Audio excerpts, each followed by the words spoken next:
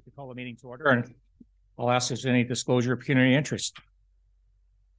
Seeing none, we'll go to section C, delegations, which will be 10 minutes in length. Please be advised, in accordance with Council's procedural bylaw, no decision will be made today on the delegations. The committee will do one of the following: A, refer the matter to staff for a report; B, refer the matter to future budget deliberations; or C, take no action. So our first delegation is a presentation to Ellen Cohen from the Villager News. So do I pass that to Mayor Burkett? Would you like to go up to? Thank you. Sure.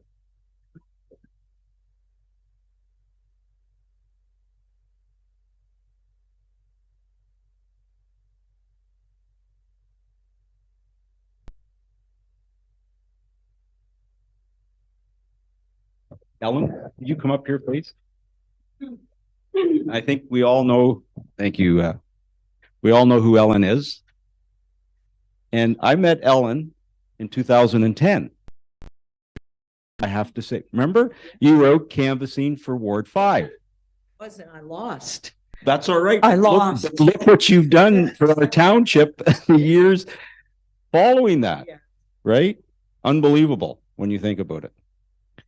I'd like to offer a sincere and heartfelt thank you for the work you've done to help share our story with our community and your personal efforts to keep local news alive and thriving in Severn.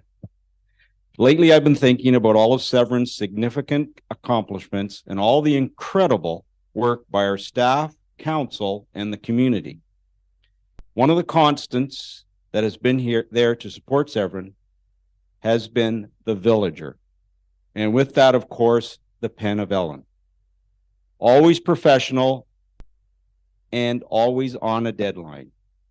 Local news is so important as it connects to our community and neighbors and has the potential to foster conversations that then contribute to social change.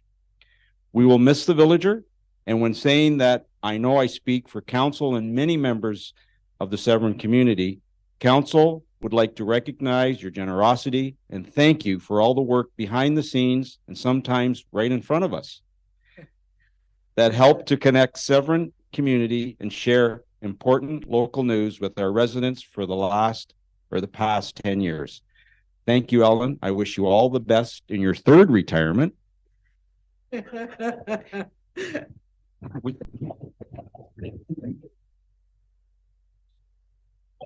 I'd like to present you with these flowers.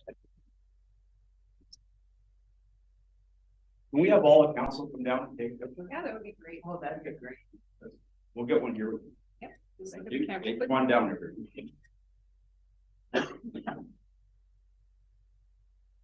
We'll have to this. You get to stand in front. I do. You were always front, right? I always. I was always back row.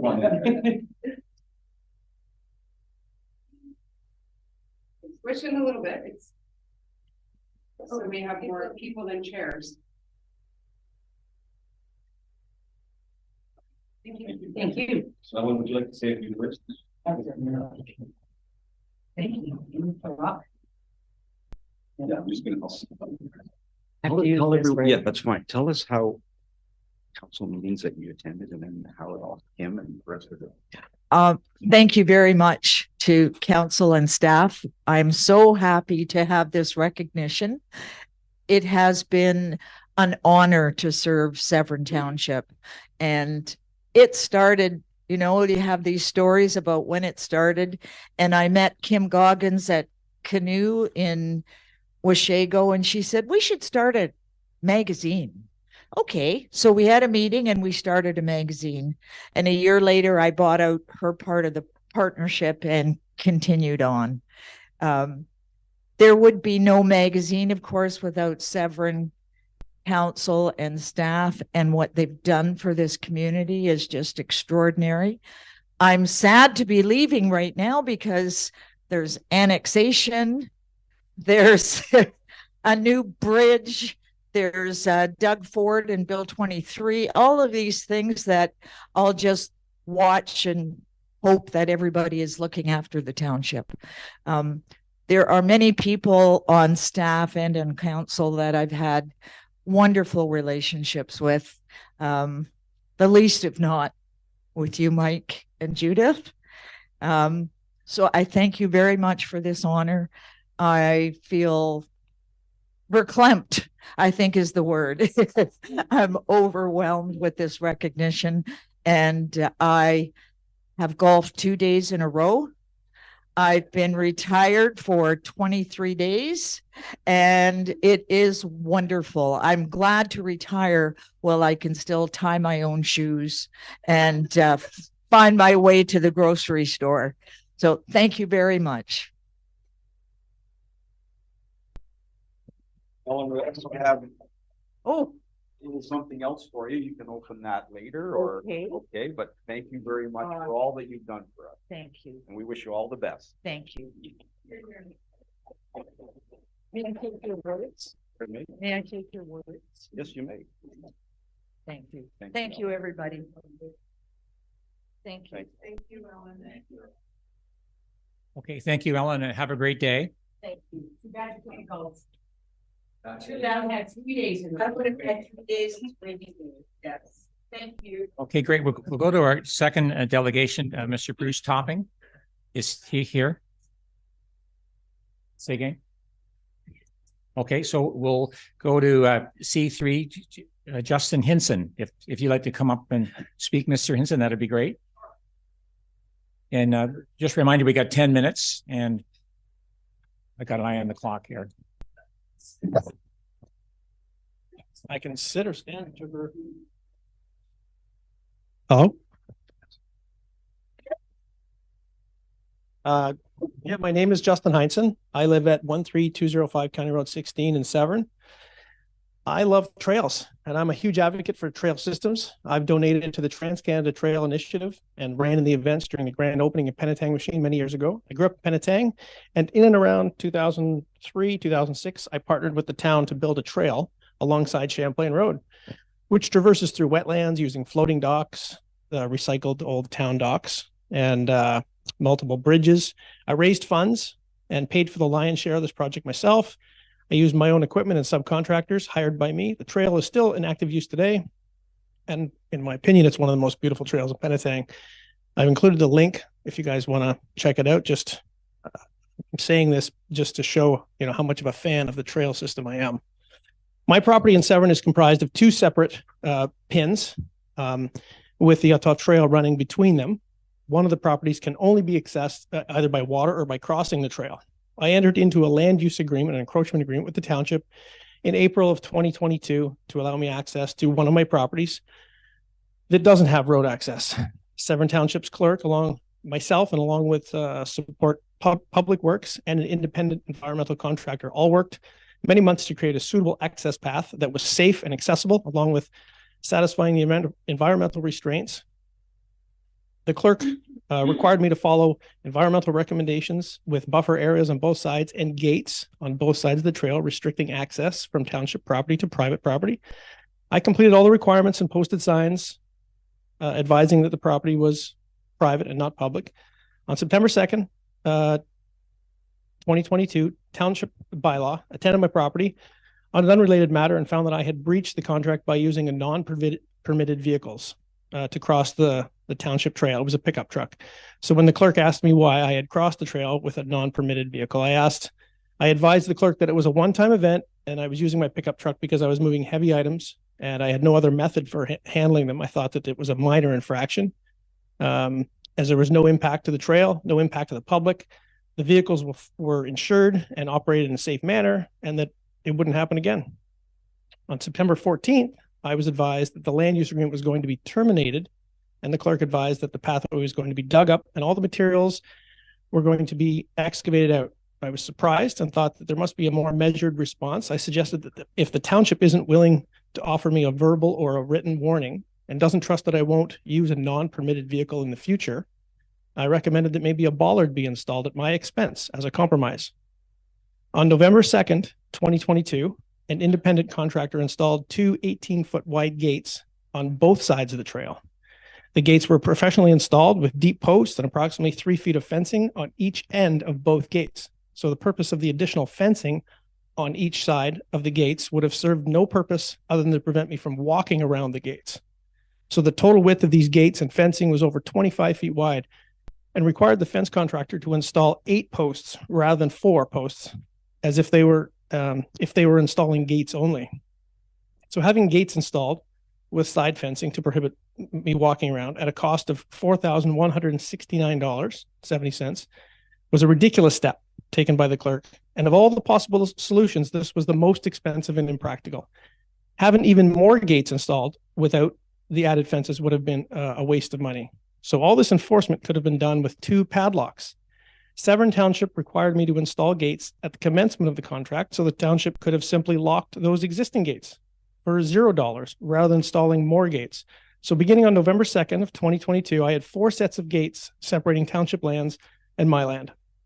It looked like a maximum security prison when approaching the trail. I responded to the clerk with a letter claiming that it makes my property harder to access and could actually be a human rights violation, as the clerk's proposal was to excavate out the trail. It would have made it impossible for my elderly mother to access my land. The clerk's reply was to have all responses directed to Severn's legal counsel. I recognize that it's within the township's authority to cancel the agreement and also has the right to charge the landowner fees associated with the enforcement or the implementation of municipal bylaws. But the township should not use these indiscriminately, wasting resources or other people's money, and not to weaponize these associated fees. In the case, this expense was completely avoidable, unnecessary, and wasteful. I called my township councillor and deputy mayor to help me navigate the situation. And as it has helped in the past in dealing with this with the clerk, but I was robbed the opportunity to discuss these matters because the clerk referred everything to legal counsel.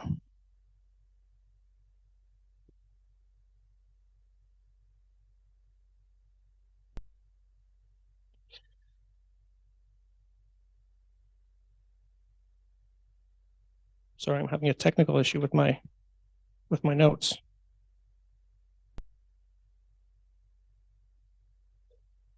Yes, please. Okay, so last fall I sent an email asking how to dispute the invoice for the gates, but I didn't receive a response until I paid my taxes this spring. Then I received an invoice for past due amount with interest. My property tax payment was added to the fence invoice rather than my taxes. I've attached an excerpt from my email dated October 17th, before the redundant gates were installed, to the clerk in order to demonstrate my attempts to compromise and illustrate how this invoice was entirely avoidable. In the official plan of, and I quote, "In the official plan for Severn Township, there is much said about collaboration, accessibility, and environmental stewardship. I don't understand how it would be a good policy to diminish accessibility and risk litigation, all while digging up provincially significant wetlands. The Township of Severn revoked the license of occupation without any verbal or written warnings. The township currently has a standard method for dealing with the prevention of motorized vehicles on the trail, installing a bollard. The township has installed them in numerous places along the trail due to their effectiveness.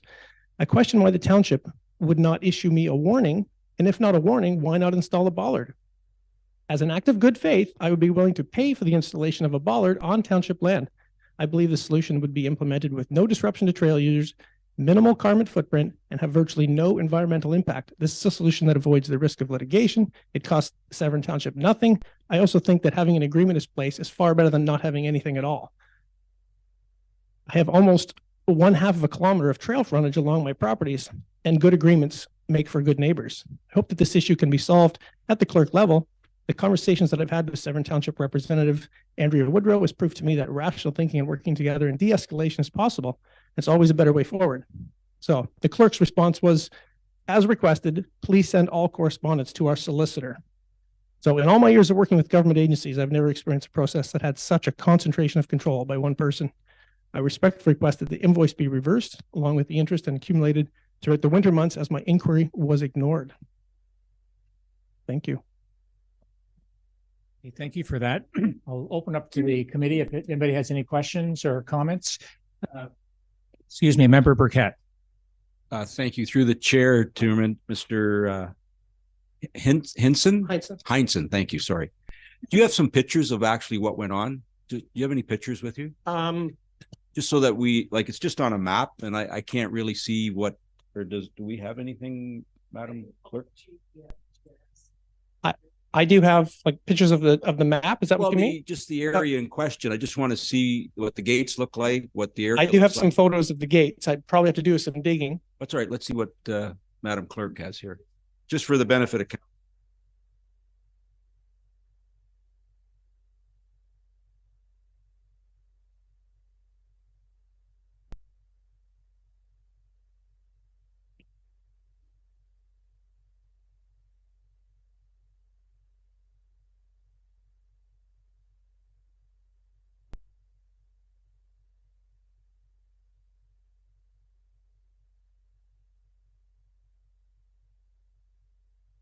I did have a presentation. It was probably about 30 or 40 minutes long. So this has really been sort of distilled down to 10 minutes.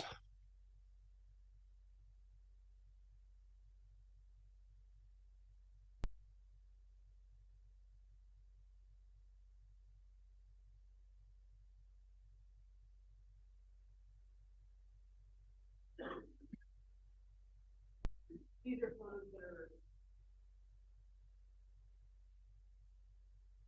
photos that were attached to the staff report from 2 years ago, I think. Probably So about- this is when the original piece was put in by Mr. Hindson, which was his limestone limestone lane that went this general route. So, and then this is the gate that he installed on the second half of his property.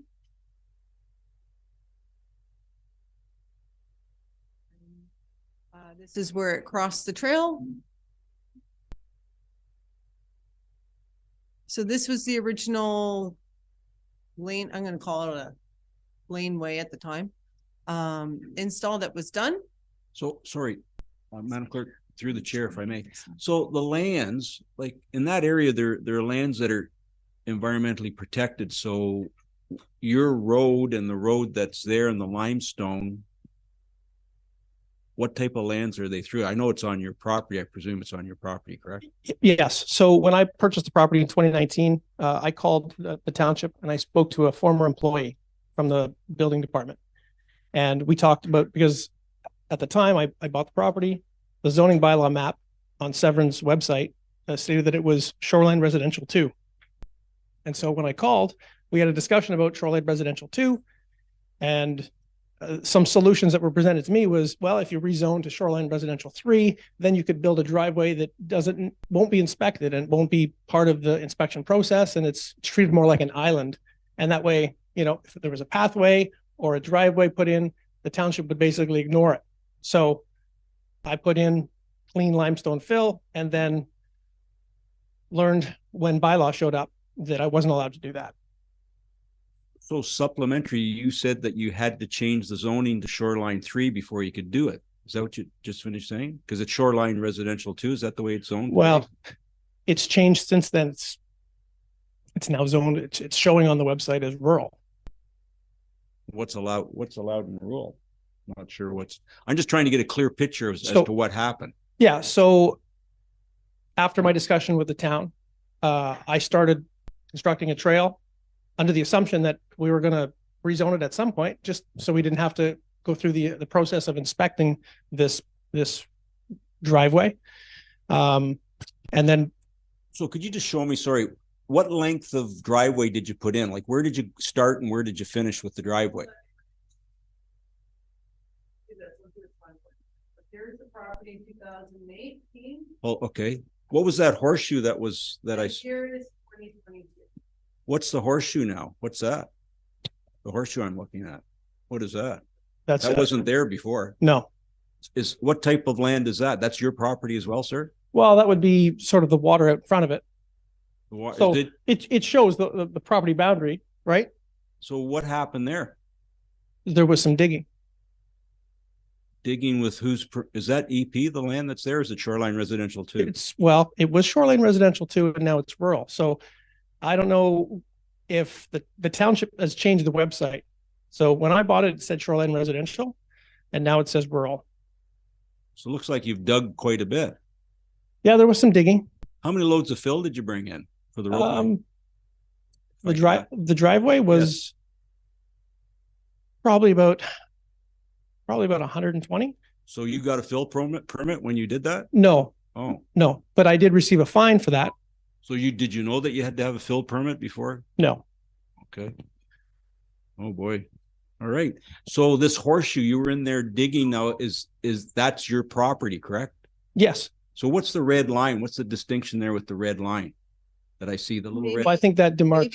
Maybe I can help with so this is Mr. Hinson's two pieces here. Okay. It is one property. Okay. It's not marked with two separate pins or roll numbers. This is one considered to be one property. So this is his main parcel. Okay. And County Road 16 is over here. Yep. And then this is the Utah Trail. Yep. And then this is his property boundary. Well, hold it now. It Here. looks like he dug on the other side and put gravel. Who owns the property on the other side? Right there. Yeah, who owns that? This is Crown land. This is the Matchadash provincially significant wetland. So you were digging and putting gravel on a provincially significant wetland? There was no You must gravel. have got, pardon me? There was no gravel installed. What's that? On- What do I on see there beyond your boundary above the red where this cursor is? Allison, go back please to. Yeah, there's no gravel outside So of. what's that there that you've done there? Because in the previous map, there isn't that. What is that? Well, that's the lack of vegetation. It's hard to tell in that photo, but there's not much color in it. So did it disappear? I'm sorry, Did what? it disappear or where did it go? The lack of vegetation? Because look in this photo here. Okay. Yeah, some of the vegetation was covered up with mud.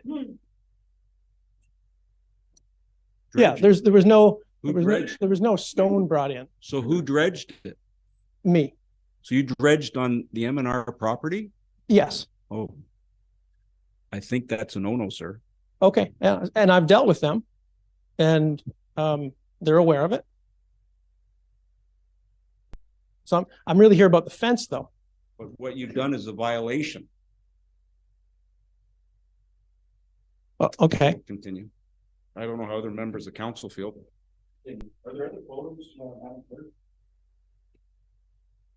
I'll let Member Cox speak and then open up to the committee as well. Okay, sorry. See where the road is? The road that crosses. So what you've done is you put a road in through, keep going, follow the road. What is that on the right-hand side of the road? In that black area? Right there? Yeah. That's my boat? Okay, I just have there it is. I have a question. You can't go dredging in a provincially significant wetland, whether it's your property or not. That is like, you just don't do that. And the fact that you haven't asked for permission for anything kind of bothers me. And it seems like you didn't get a fill permit? Did you get a building permit? I'm sorry, a building permit for what? For that, whatever it is, cottage? Or cottage? Well, that's a Transport Canada licensed vessel. So you dredged so you could put that in and become a vessel. So then the next thing I want to find out is when you put the fence up over there, did you at all harm our trail? I don't think I harmed the trail at all, no. Through Chair Director of Public Works.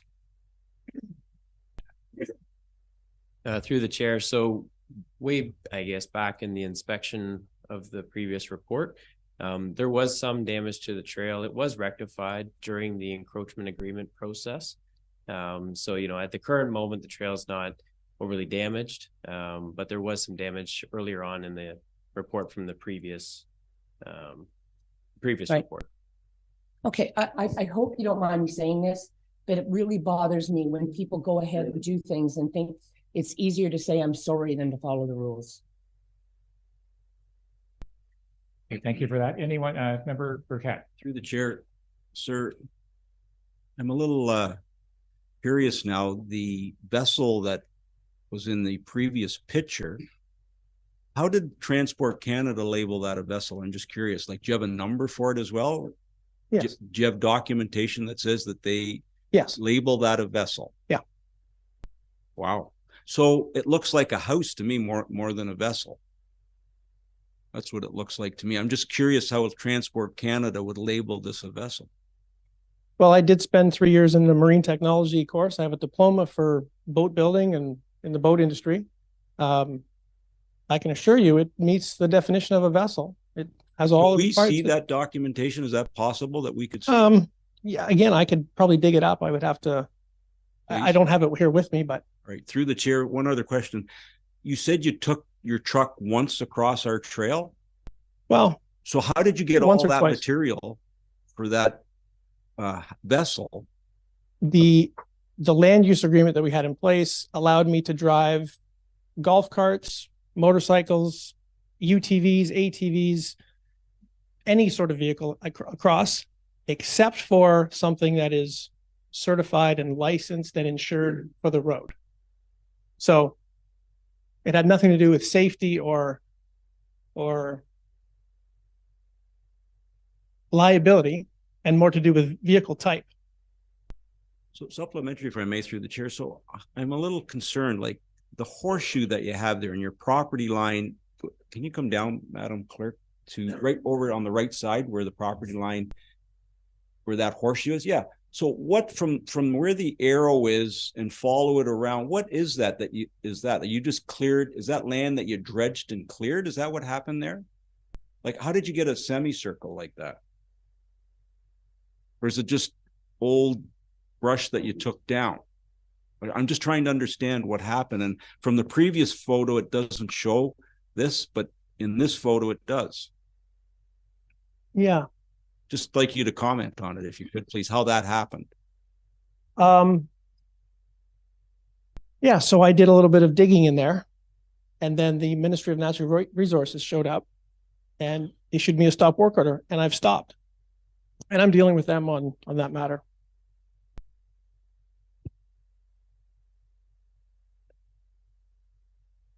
We'll ask Madam CAO and then Member McIntyre. Thank you. If I could summarize for council, I think Mr. Hinson's contention is that this was a one-time incident and he shouldn't have to pay for the fence. But we've now been over that he built his access without permission. He built his structure without his permission, and he dredged a provincially significant wetland without permission. So it's difficult for the township to believe that we only took the vehicle across our land that one time that we caught him. You know that we don't have much bylaw enforcement. We're not out there very often. All those things look like there was continual access and continually doing things without permission and asking for forgiveness after. I think that's where we're at. Okay, thank you for that. Member McIntyre and then Member Cox. How did you dig the horseshoe without bringing heavy equipment across the line there across our property? I owned an excavator. Do you have access, excuse me, sir, do you have access other than across the trail to get to that dredging area? On your second piece of property where the Well, contention is? the property is isolated by the water on one side and the trail on the other. So there's, Get the digger in there, Mr. Hinsson. it would be across the trail. Thank you, Chair. Thank you for that. If Member Cox, if you can turn off your mic there too. Thanks. I'd like to bring forth a motion to accept this as information. Any other comments from the committee?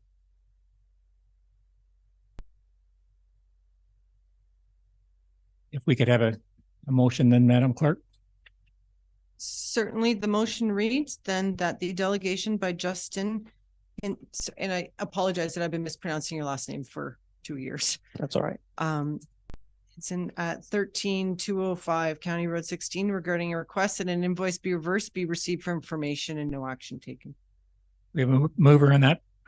Moved by Member Cox, second by Member Burkett. All in favor? Carried. Okay, thank you very much.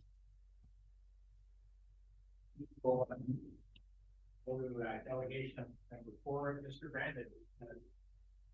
I'm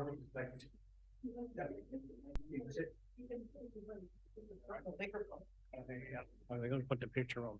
I can put it up if you'd like, but you're welcome to sit. And we'll ask if Allison can put up the information that was provided to us here. I have a question for council. everybody on council understand what a 1 foot reserve is in a subdivision? Is there anybody who doesn't understand a 1 foot reserve? A 1 foot reserve in the subdivision is People will hear you.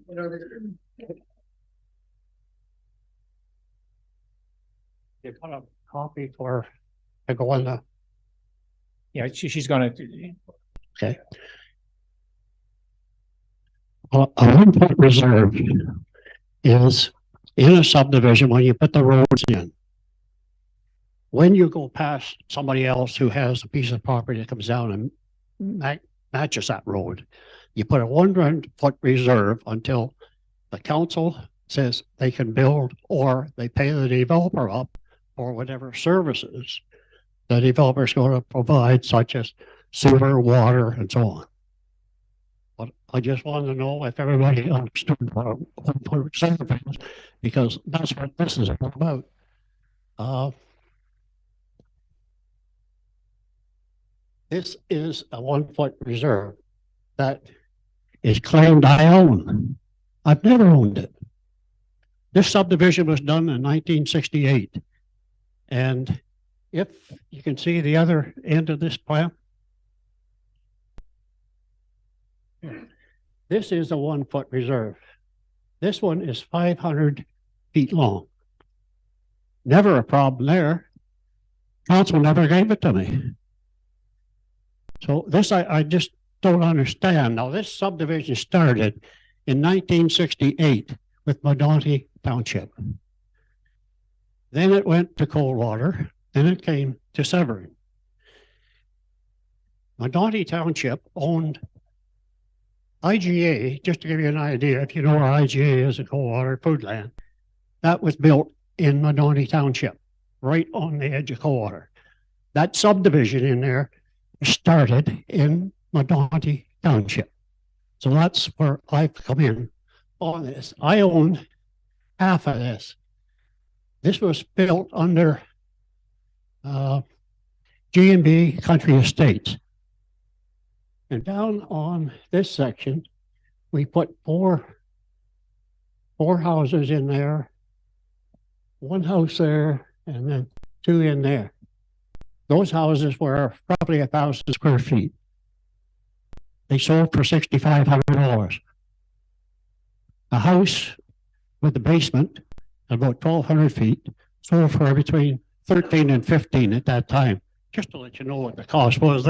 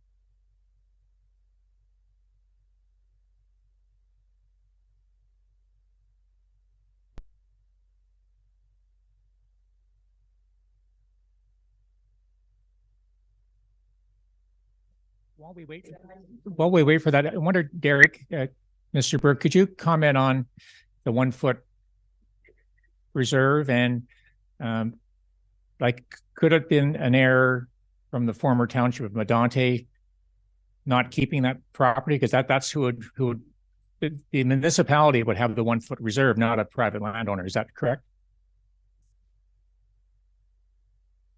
Through the chair, certainly at a public works department level, you know, it's a 1 foot doesn't mean too much to the road allowance. Sorry. And but the planning department is more why a 1 foot reserve exists. If Katie Manderville could comment on the 1 foot, then I'm just wondering, is it a housekeeping thing that should have been cleared up way back with Medonte Township? But I'll let you comment on that.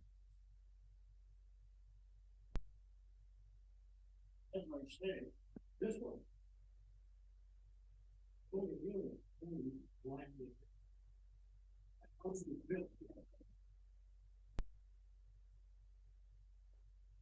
Ask Katie and then Member Cox. Through the chair to the comments made. Sorry, I apologize. I was online and the sound cut out, so I didn't hear all of Mr. Brandon's presentation. Typically, the 1 foot reserve is owned by the municipality. I believe what Mr. Brandon's saying in this case is that he has ownership of it. We have seen that on various older subdivisions in the past. So it has been something that occurred historically. I think Mr. Brandon's comments are valid. That is the situation that used to occur, is that sometimes the developer held it, and then when that land adjacent to the 1 foot reserve was to be developed, the developer would become reimbursed for putting in that road that the neighboring property owner is now going to benefit from.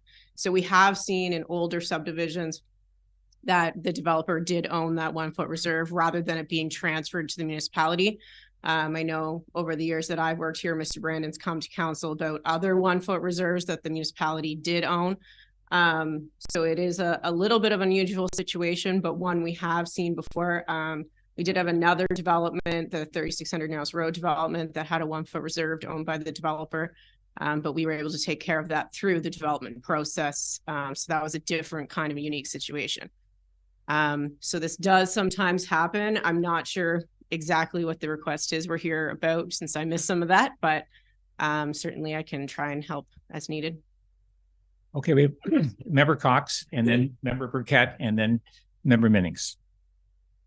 Okay, so when that piece of property, Part 39, was developed and split, there was a 1 foot reserve there. I don't know how that worked, but it was a 1 foot reserve that we were told the developer owned. So if we go back to the yellow one, through the chair to Ms. Mandeville, or the red one, whatever one, I have two questions. One is, why is it so hard to just say we own it and be done with it? Because it's in Mr. Brandon's name, all he has to do is say he doesn't want it anymore and we can have it. Can't we? Or is there a cost in it? I just need to understand this. If you could go ahead and answer that one, Katie, that'd be great. Through the chair to Member Cox's question, I believe Mr. Brandon could convey that land to the township if he wished. He may be looking for some financial compensation to transfer that land to the municipality. I'm not sure. But certainly that could be an option. Of course, there'd be legal fees associated with any land transfer. But certainly he could convey that to us if he wanted to. So is there any, okay, and my next question is, that piece of property, so that would be, well, I know it as the Payton property on the corner on the right, like on the other side. Does that prevent them from severing a lot because that 1 foot reserve is there? Through the chair to Member Cox's follow-up question, yes, that is the intent of a 1 foot reserve, is that property, so 2857 or 2557, I can't quite see the address there, on South Horn Road. Thank you to the clerk. So 2857 South Horn Road, it does not right now have frontage on Leisure Court. So they would not be allowed technically speaking, they would not be allowed a driveway on Leisure Court or a severance off of Leisure Court because that property 2857 South Horn does not have frontage on Leisure Court because Mr. Brandon owns that small strip of property separating that property from Leisure Court.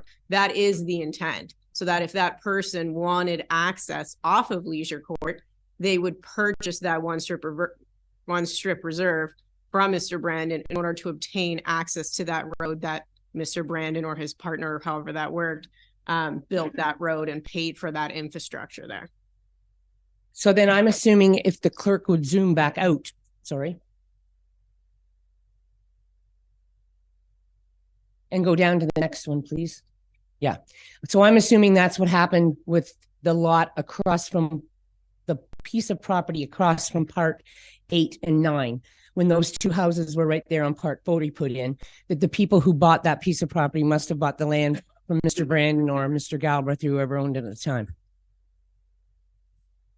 Through the chair to Member Cox, correct. That is how it should. That's how it should have worked in the olden times. I'm not sure if the township owned that 1 foot reserve at that time, and then we may have had to make some kind of deal there. But that's typically the situation from the old subdivision agreements that the developers retained. Because that would have happened in the late, like after 2010 or around in there, that those two properties were sold. Okay, thank you. Okay, Member Burkett. Thank you. Through the chair, can we go back to the yellow line, Madam Clerk? Mr. Brandon, when were you reeve of the township? What year? May I ask? Or Coldwater? 1970? What was that again? When were you reeve of the township of Coldwater? Oh, 1970? it had nothing to do with this. Well, you don't remember how that came to be? That's where I'm going. 1964. Okay. 1965 and 1966. So you don't remember how this came to be? Or do this started in 1968. We bought the property. Okay. Now, the property, I'll tell you what happened. The property came up for sale. The owner, who happened to be the reeve that I defeated. So he wouldn't let us buy it. It came on the market. You put a property on the market, it's open for anybody.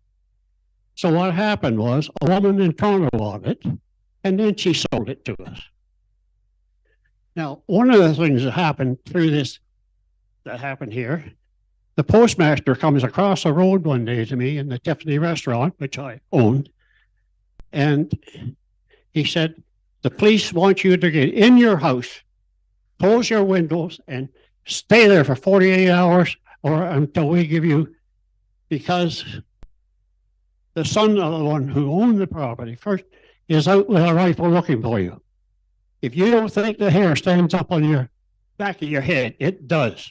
Well, that's not where I'm going. Thank you for that. No, it's not. I just want you to know. Okay, but here's where I'm going with it. The 1 foot reserve.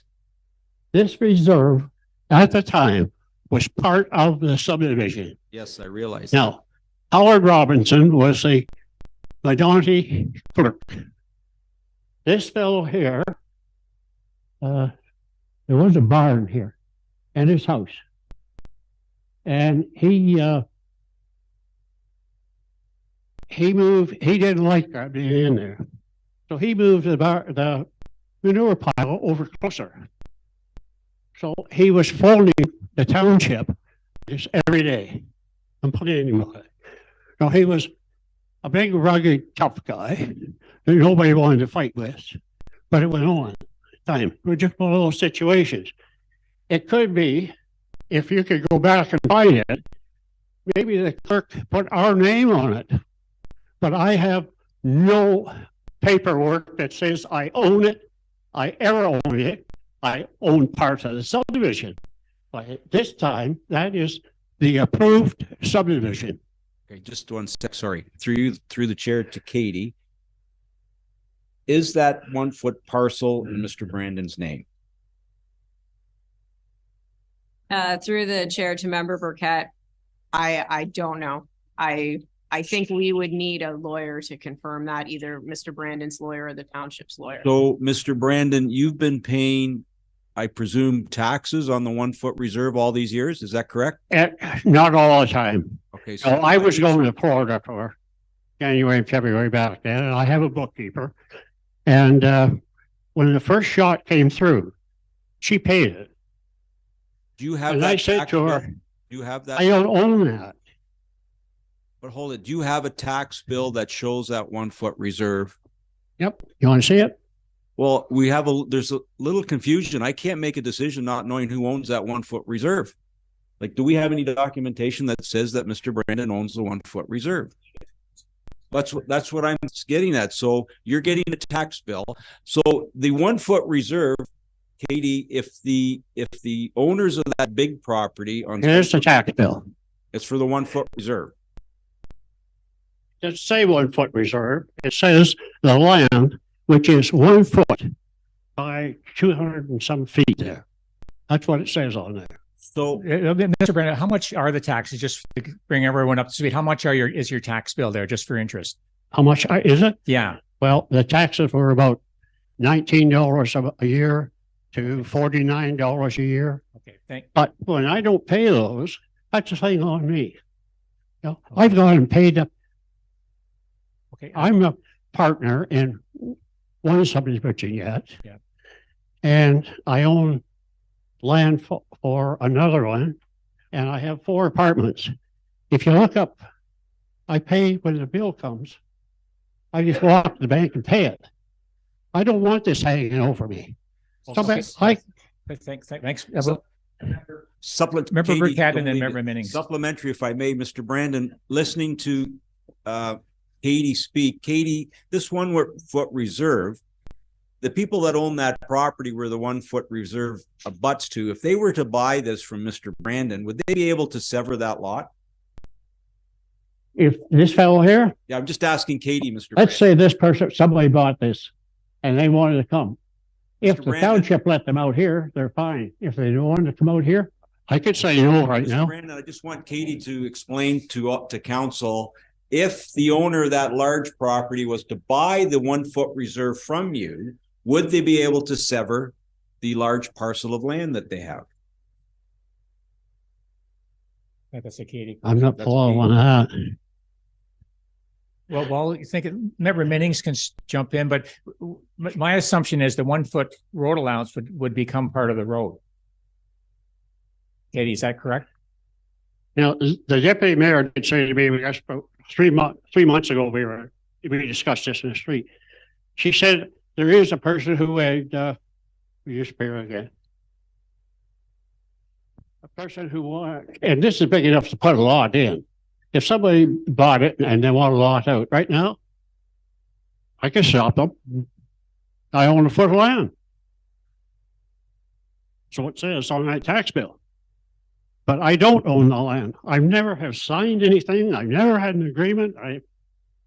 Yeah, I'm gonna let Member Brick say one more thing, and then Member Minnings is patiently waiting here. Through the chair, Katie, do we have an answer to that or no? Because Mr. Brandon, what you can do, we'll take that 1 foot reserve if you pay the legals, because I don't think the residents of the township are willing to take that 1 foot. You'll take it if I pay the legal. That's correct. No, I didn't start it. We don't know. Council, well, it's your responsibility, not mine. But it happened in your era. I can go and pay the bill and keep it. And what are you going to do about it? I mean, it's just ridiculous. Member Minnings, please. And what would happen if an accident come on there? Do I get hit for 1 foot of it if there's an accident on there? And I get this thing about farmland and all over that 1 foot. What would happen if I decide that you reckon my 1 foot with your salt and sand? Okay, Member It's your road. Why are you so far back that you can't do that? I mean, I've had nothing but trouble over all subdivisions. Yeah. Hi, so. Go ahead. Hi, through the chair. I'm wondering if the part about land ownership could be solved through MPAC and not through us here in the township and at council.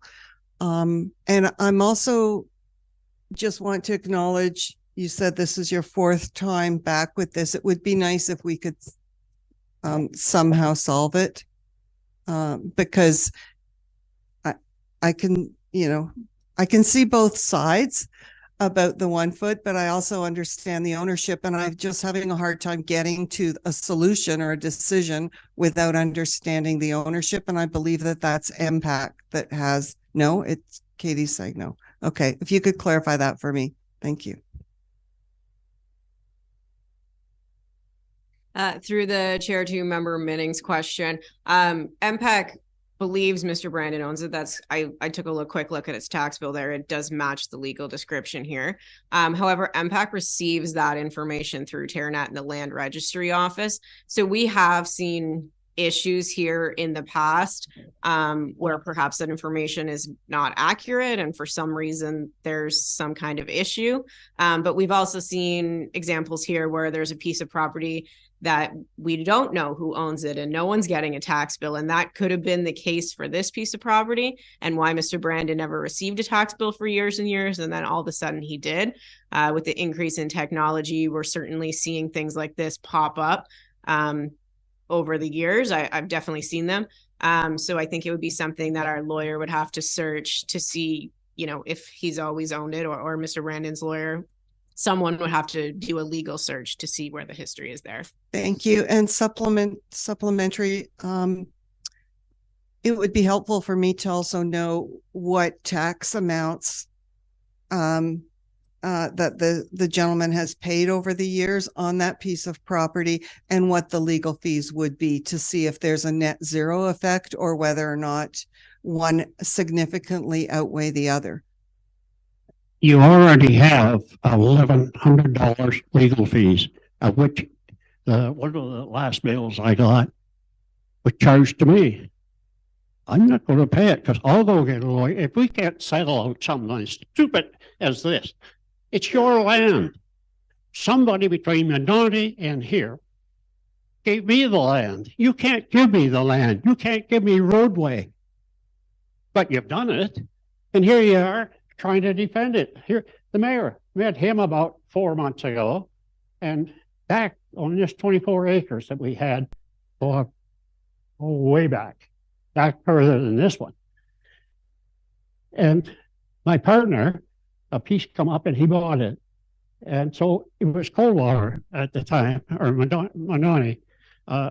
We gave him a road in because we had no entrance coming out onto River Street.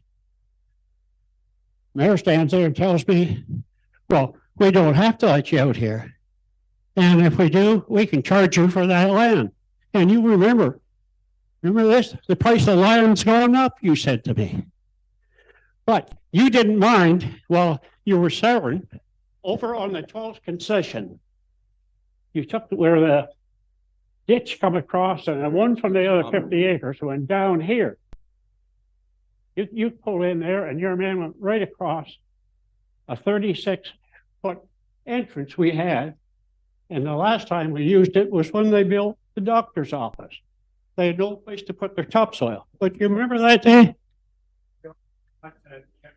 You were pretty belligerent that day. Through the chair, I think, Mr. Brandon, we've gone off topic because what we're talking about, I think that's what Madam Clerk wants to say. You need to only speak about this 1 foot reserve, and whatever happened with your other properties, this isn't the spot or time to talk about. If you want to talk about it later, that's fine. But Katie, can you tell me whether or not if the people that own that large parcel of land, if they were to buy from Mr. Brandon that 1 foot reserve, would they be able to sever a lot off of that to solve all this problem, all the problems that Mr. Brandon is having? And you, Mr. Mayor, started to lead off because I never said when I was relieved of Coldwater. You brought that up thinking there was some hook in there, you see. That wasn't my intention. I thought maybe your memory would have. Because those are the 3 years as to where the 1 foot reserve came from. Those are the 3 years we built the community center. We dug up all the roads and tarred them in Coldwater, and we put in a water system. I'm going to let Katie answer that question, and then the clerk can speak, and then Member Cox. Through the chair to member Burkett's question, our current official plan would not allow for a severance on that property because it's in the settlement area and it is not serviced by water and sewer facilities. Our future official plan may make that different, as well as the future PPS may make that different. So at this current moment, the answer would likely be no. But in the future, anything's possible, it would seem now. And could I suggest that this is deferred for a staff report? Madam Clerk, I just have a question. So if Mr. Brandon didn't pay the taxes and it went through after 3 years, it becomes ours, correct? And there would be no, so I'm just saying, why can't we advance that step? That's just hopefully we'll get that in the report, that if he didn't pay the taxes, then it comes back to us anyway. Yeah, you're not, the taxes, over that whole time, I doubt it would be $1,000 because it dribbles in at $19 a year, $39 a year. What was the last one? About $42 a year on there. The office staff, if you're paying any, what I think you are, you're losing money for the amount of time it takes them to do this. So just in wrapping up, the amount of money you're looking for is past taxes paid. Is that correct? That's right. Just so that.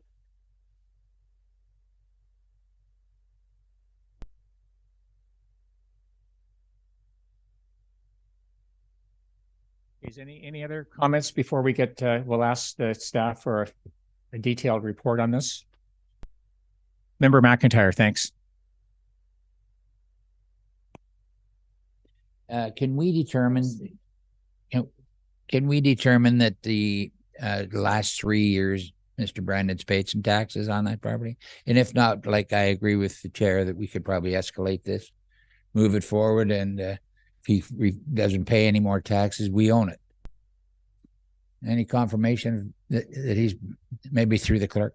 See, Madam CEO has her hand up. Sorry, Mr. Brandon has paid his taxes and there's no ability to escalate tax sales. You have to follow the rules, but we have offered him over the years to not pay it for 2 years and then it would be ours. Yes. Okay, thanks. That was an excellent discussion. And we're going to ask for a motion to come back with a staff report, and then we can discuss that at a future meeting, which we'll let you know when that is, Mr. Brandon, too. Okay. So the motion will read that the delegation by Earl Brandon regarding the vacant land matter at roll numbers, it doesn't have an address, 4351030001, 76901 be received and referred for staff report. Thank you. Do I have a mover for that? Moved by Member Minning, second by Member McIntyre. All in favor? And that's carried.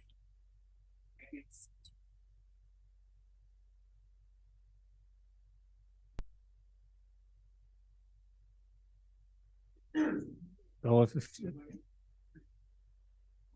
that, Mr. Brandon? 8 million.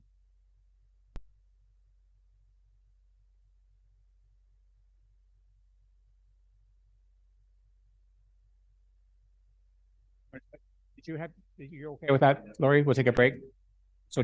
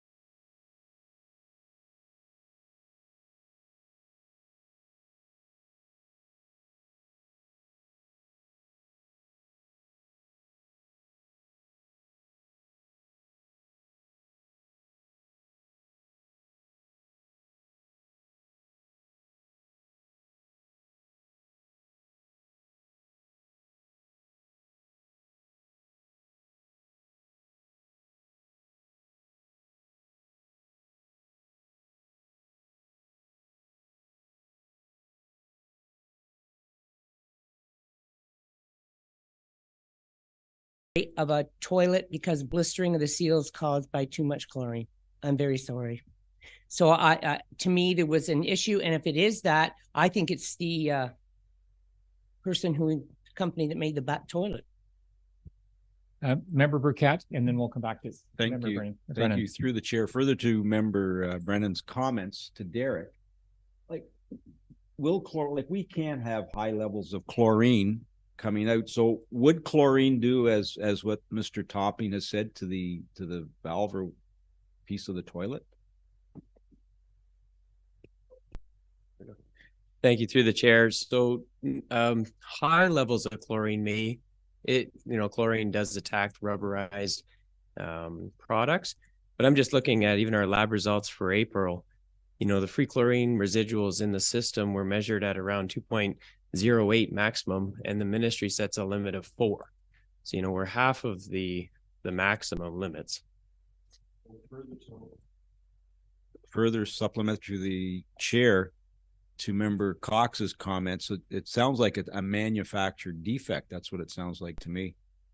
Like I can't in good conscience, because he did find the problem, and I know the other one that we did give some relief to, we couldn't find a problem, and this man has come forward, but I think it's the manufacturer. Like listening to Mr. Burke speak, our chlorine levels were not that high. Just a supplemental, we have had issues with leaky toilets in cold water, and they had to pay the water bill. Member McIntyre.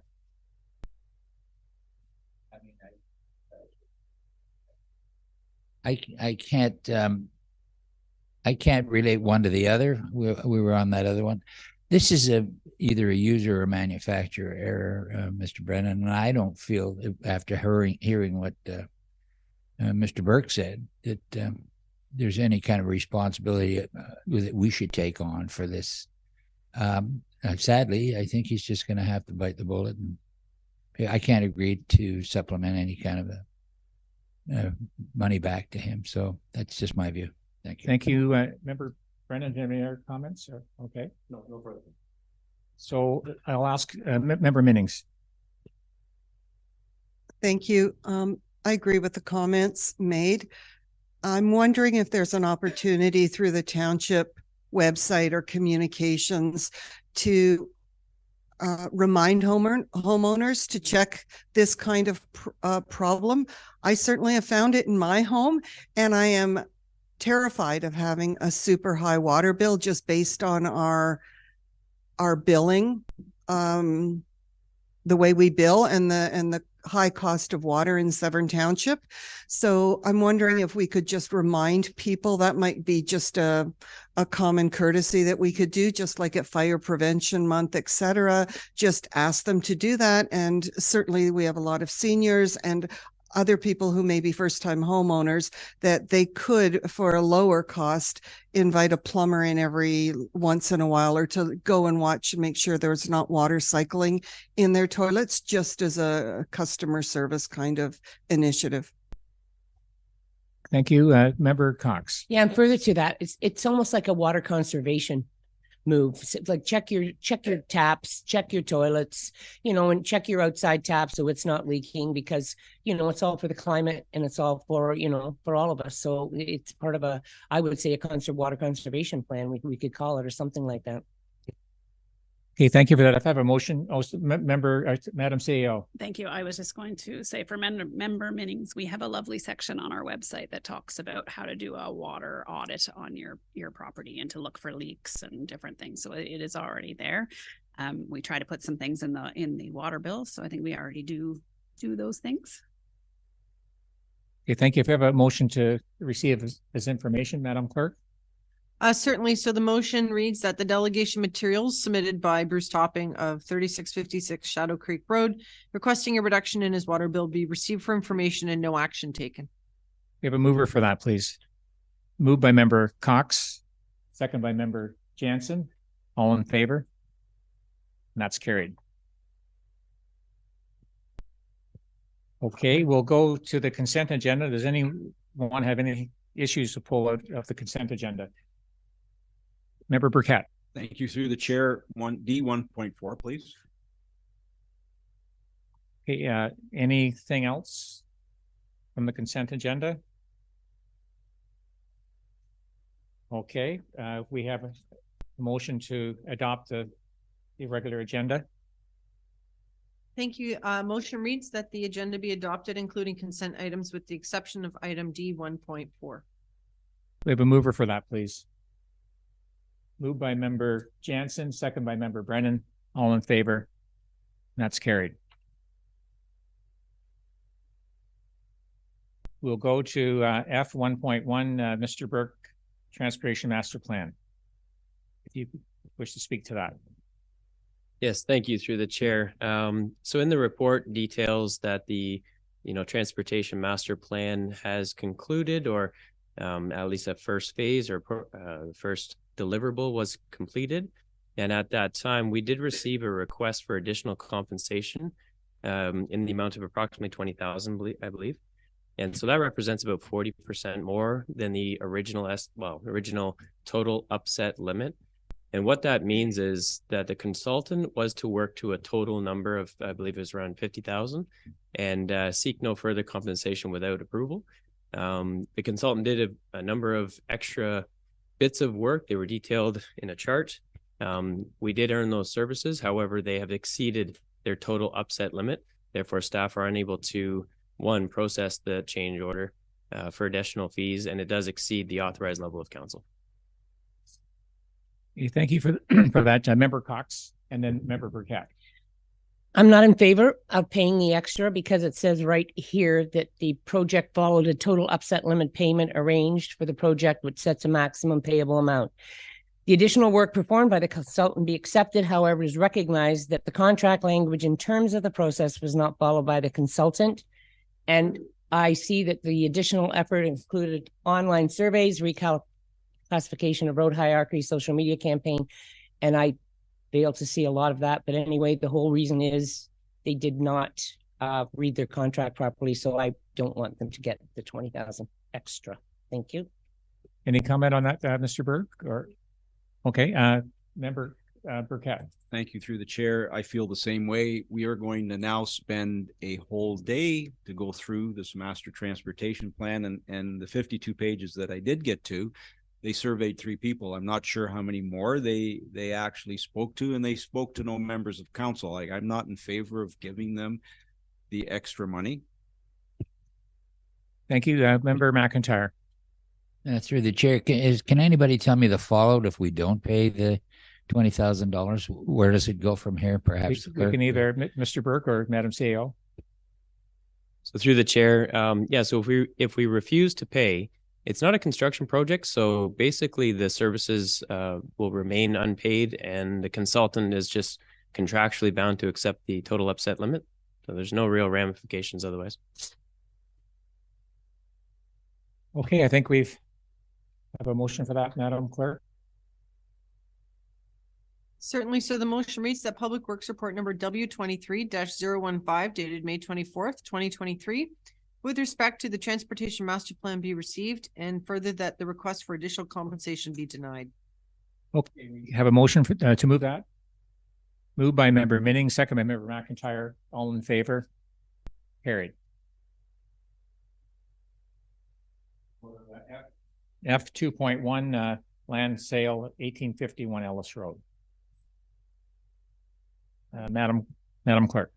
Thank you. So this is the second part or second step of a land inquiry that council received last December. So this is a piece where there's a small township owned parcel of land that's between their lot and the road, and they just want to purchase it. Will actually bring their property line in line with their neighbors. And none of the staff, when the initial inquiry was received, had any objections, so council approved it to proceed. The purchaser is now ready to proceed with the closing for the full appraised value of the property.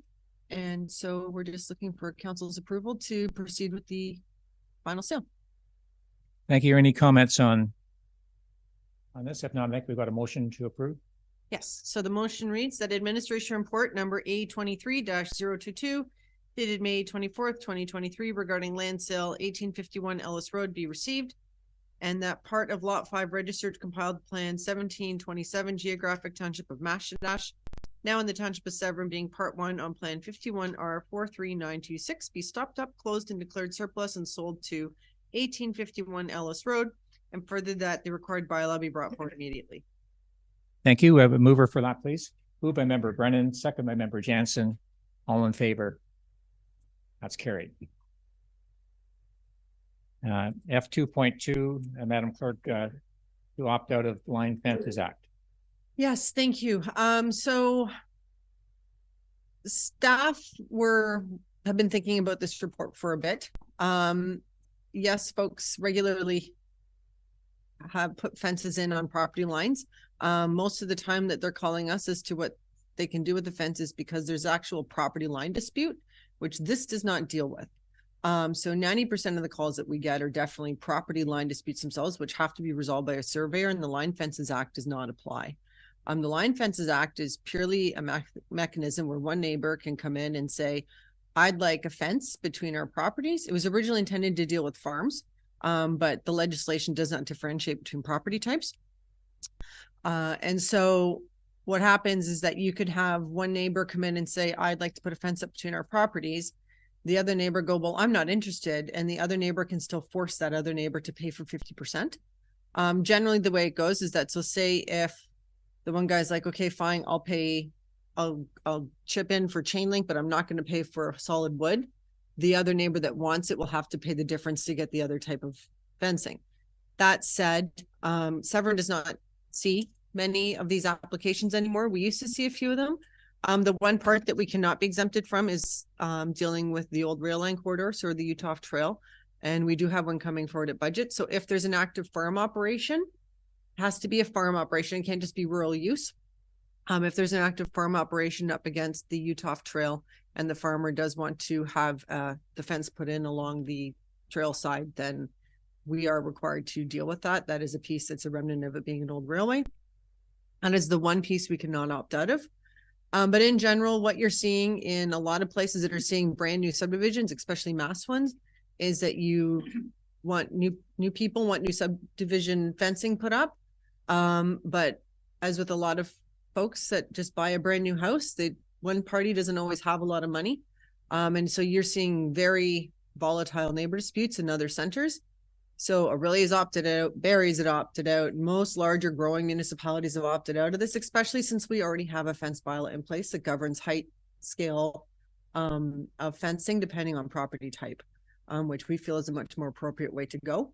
So anyway, staff are just seeking direction from council. We think it's appropriate at this point, given the changing nature of Severn, to opt out to the Line Fences Act. And it would mean that if someone calls the office and there's a fence dispute, that the answer would be, I'm sorry, this is a civil issue between the two of you.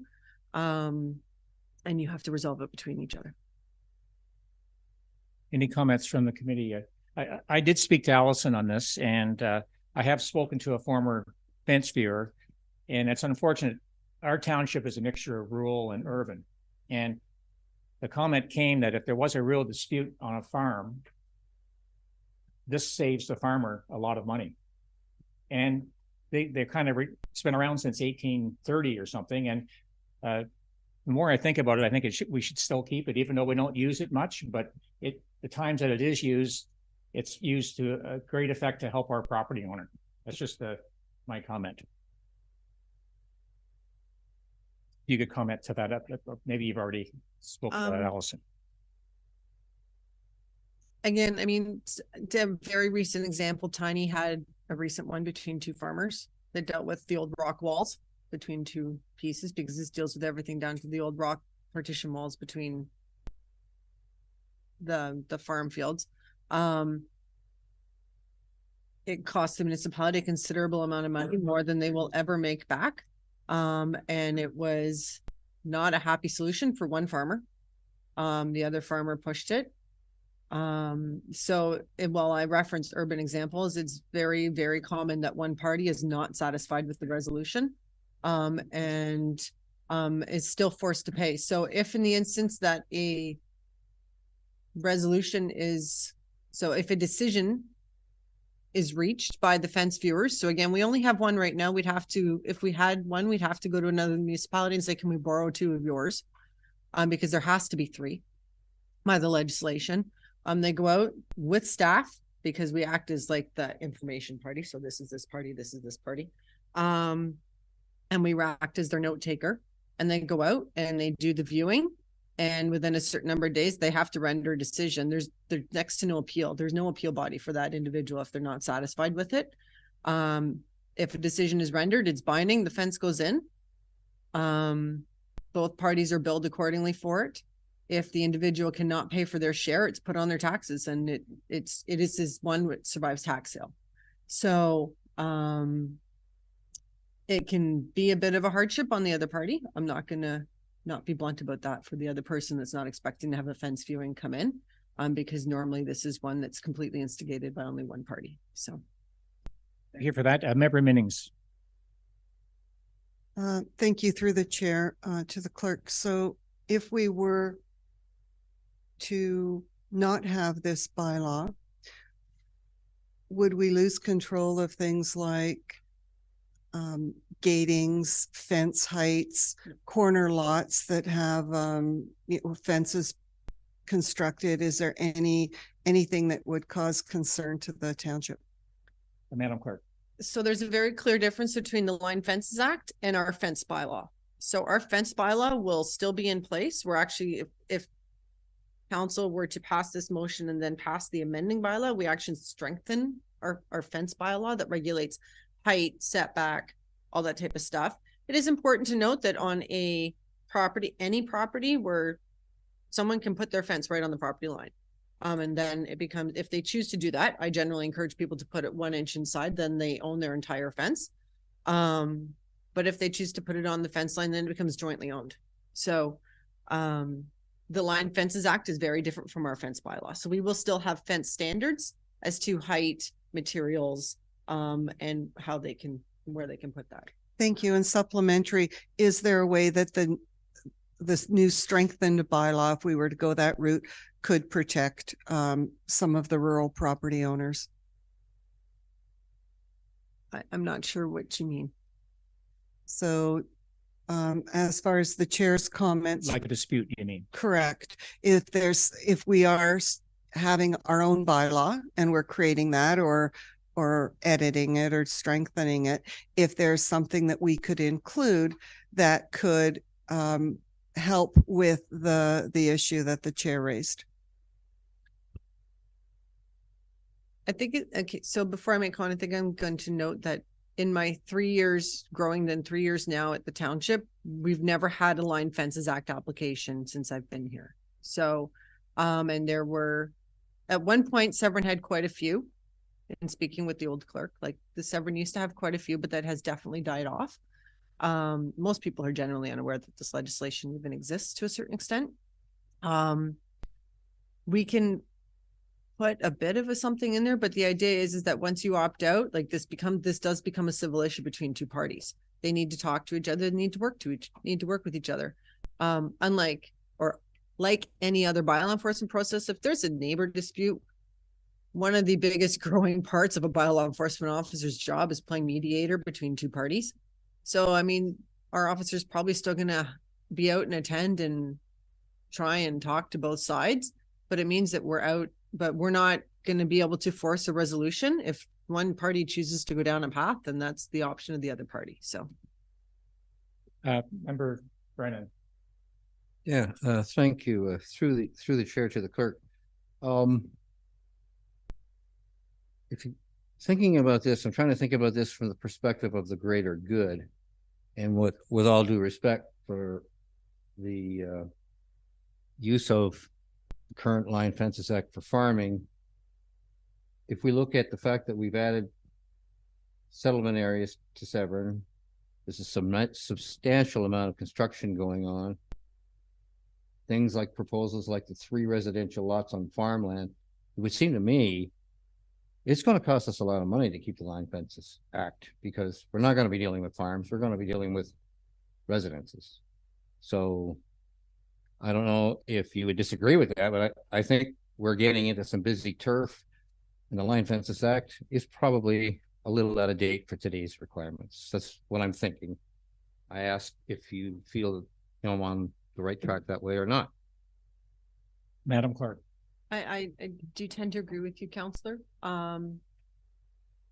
Most places that are opting out, it's because of the growth pressures. So a good case in point is that there are many examples I can find where you have, again, new subdivisions that have gone in, where you have neighbors that are closer together than they used to be.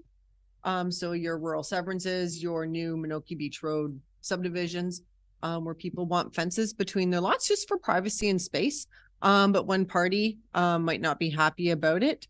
And in certain instances, because you don't put the entirety of a fence up in one day, you put the posts in and then you go back and you hang the sections. Municipalities have had to have officers there overnight to make sure one party didn't rip out the posts. And fences is something in general that we get a lot of calls about. Most of the time it's a property line issue. So that is already a civil issue. This would just mean that the whole package is civil at this point. This is completely a choice for council. Bear in mind that this isn't something that we see a lot of. So. Okay, I think we've commented on that. Member Burkett. Thank you. Through the chair to Madam Clerk, if down the road we find that we've had problems, can we opt back in or no? Okay. Yeah, so if council finds that they're getting calls from a lot of folks about fencing, again, this is only about the type of fencing. This isn't even about, and only if it's on the property line. So if someone chooses to put a fence 1 inch onto their property, the Line Fences Act does not apply. Their neighbor cannot use this as a dispute mechanism to not like their neighbor's fence. This is only if it applies if it's on the property line. So, and it does not apply to property line issues. So if down the road, then we find that we're getting a lot of calls about this, that would be an actual application. Then council can choose to amend their fence bylaw and opt back in. But yeah, it's entirely. A motion, Madam Clerk? Certainly. So the motion reads that administration report number 823-021 dated May 24th, 2023 regarding opt-out of the Line Fences Act be received, and that the required bylaw be brought forward to opt out of the application of the Line Fences Act, RSO 1990 CL 17 as amended, and further that the required amendment to the fence bylaw be brought forward to the next regular meeting of council. Okay, we mover for that, please. Moved by Member Brennan, second by Member Jansen. All in favor? I'm going to vote no on that one. Thank you. It's carried. Next, we'll go to F 2.3 CAO a staff proposal for recreation, parks and facilities. Thank you, through the chair.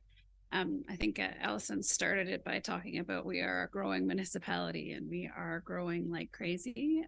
Every time a important position leaves for any reason, I do some analysis on where we should go next rather than just going ahead to fill the position.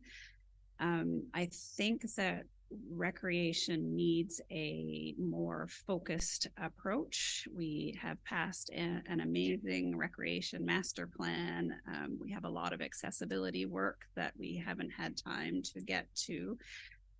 We're struggling with our staffing. We've got a lot of approved part-time positions that we haven't been able to fill. So I think we need to revisit how our organizational structure is based to try and provide better services. And a side benefit, so I'm looking for a director of recreation position rather than a manager. And a side benefit of that is the current position reports to the Director of Public Works, who I think council would agree is overspanned. I think the first conversation I had with Councillor Brennan, he said, "Who is that Director Burke? I hear his name everywhere. He must be the most popular guy in Severn." And I think that's probably true. So I'm looking for a way to provide better service in recreation as well as lighten the load on Derek's position, because it is one of the heavier positions in the municipality. Very common in municipalities our size that it's uncommon that recreation reports to Public Works. It's typical to have a director of recreation parks and properties or recreation parks and facilities. And I think we're just at that tipping point to take that step and then to allow that person to figure out what the structure looks like, because it's currently not working with our part-time staff, as we're just not attracting anyone. Okay, thank you. For any comments from the committee, Member Cox and then Member Minnings. I totally agree that we need a recreation director. We've been working towards that point, especially with the More Homes, More Bill 23. We're building more homes. We're having a surge in home building in our township that we've never seen before. And recreation is highly important to people now, I think more than ever, especially as it was indicated in the report, that people are moving up here and they're leaving places where there is, but it also has become more of a healthy society that we're looking at, and people are, and I will say it, they are demanding. They want to know what programs are going on. And I think having a director of recreation who stands alone will be able to do all these things. They'll be able to relook at what we've got. We can get more people in. Over the years being on the Culture Recreation Committee, it's been a struggle. We tried, you know, we've patched, we've done, and we just need some full-time people, and they're full-time people out there, and other municipalities are hiring them. And so we really need to have a director of director of recreation. And I know we need a program coordinator, and I know we need more operational, because we not only do programming, we go out and we have to inspect the docks. We have to inspect the playgrounds. All this has to be done as a liability for us, and our people are scrambling right now, and they're doing a great job. Don't get me wrong. It's just, it's requiring more and more. My one concern for this summer is the Washego Community Center, I think is being rented out more than it has been for a while because of COVID being over. And I know we have a 35-hour week person up there, but we also have an issue that the toilets, the bathrooms in Washego have to be open in the morning, and they have to be closed at night, and they have to be cleaned. And if our part-time, or our 35-hour week gentleman is opening the community center, making sure the pickle courts and the arenas, the ice surface is clean, and going down to the park and doing all the other things up in that area, we may need to figure out a way to do this, because I think it's totally not successful or financially feasible for our staff in Cowater to drive up and open a toilet and then go back and close the toilet. So if we do not have enough staff, and we did have some issues with damage up in that park. So if we don't have enough staff for this summer, because we've now lost our manager and we can't get a program coordinator, and I think we're down a 0.5 operations, that it may be, I would like to defer to the Public Works Administrator right now, Director. It might be an idea to bring in porta potties for Washego, because the cost of a porta potty is much less than what it would cost us in staffing and trying to make sure everything's done. Mr. Burke, like to comment on that, or is that maybe Burke? Through the chair, well said. I think you're right. We are struggling both in part-time labor positions. We will be down the manager, so we'll certainly have to, put our focus, at least in the interim, to recreation services to keep it going. But the proposal here by the CAO makes a lot of sense. Thank you, through the chair to the CAO. So, although I am in favor of more senior positions in the township, my question is, what's the difference in the actual roles of the director if you're eliminating a manager position? Because I really wouldn't want a director to be doing manager tasks. So I don't have a clear, I can't imagine clearly what the visual would be of an org chart, for example, who would report to this new director, what the responsibilities and the roles were, et cetera, especially with the recreation master plan that you mentioned and the future West Shore Recreation Center being a priority. So I know it's a full job right now. I just don't know what the distinction is between the director, and I would like to see a manager still under a director. Madam CEO. Thank you. That's a very good question that I've been struggling with. First of all, our directors are all working directors. So we're very small, and the position won't be markedly different other than a higher level focus, a different skill set.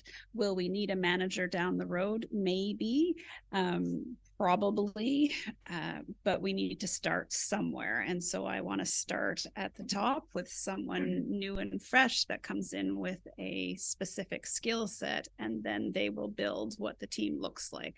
I don't know what it looks like right now. I know that the part-time isn't working. I know there are a lot of pieces that aren't working, but I need someone with a vision to make that work. And I think we're going to continue to grow, right? We're going to continue to add facilities. You know, we hope to add the West Shore, so it will grow.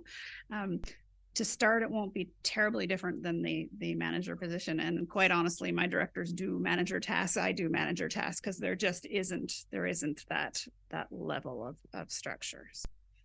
Thank you. And supplementary, how many positions, and again, this, you might have already answered this, would it reduce for Director Burke? So would it just be the manager position would report now to you rather than, are there other staff positions that would also report to the new director?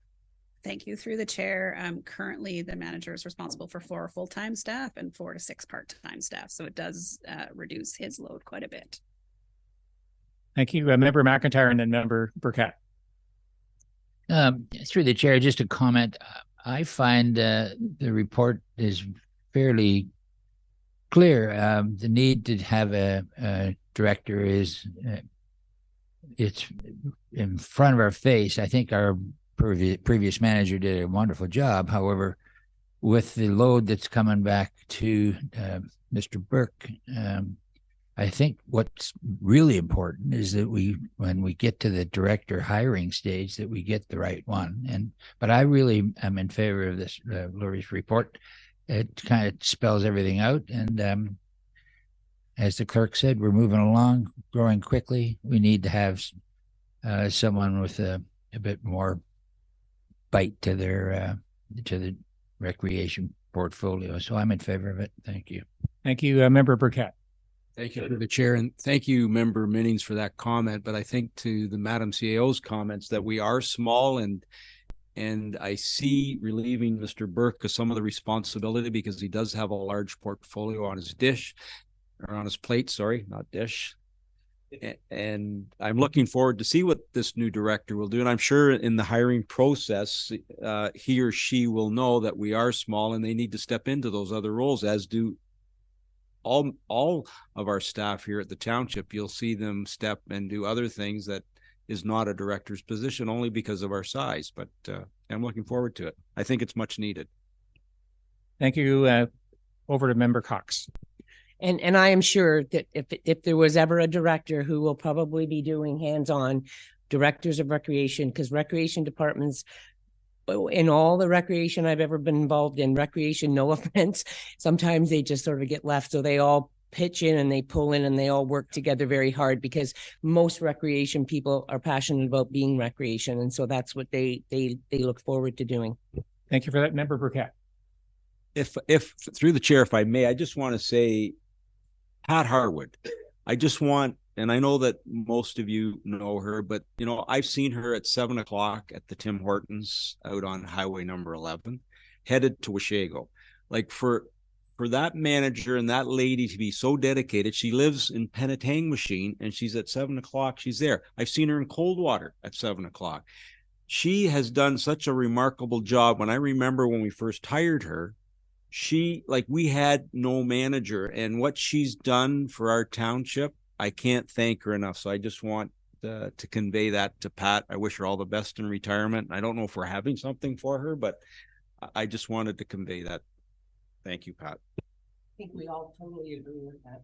Okay, thank you very much. If the clerk has Madam CEO is going to make a comment. Sorry, I just wanted to respond to that. We are doing something small at her request, but feel free to pop by and wish her well on your way out today. She didn't want we tried to do something bigger. But we follow the wishes of the person leaving. Thank you. On that note, if the Madam Clerk has a motion to approve.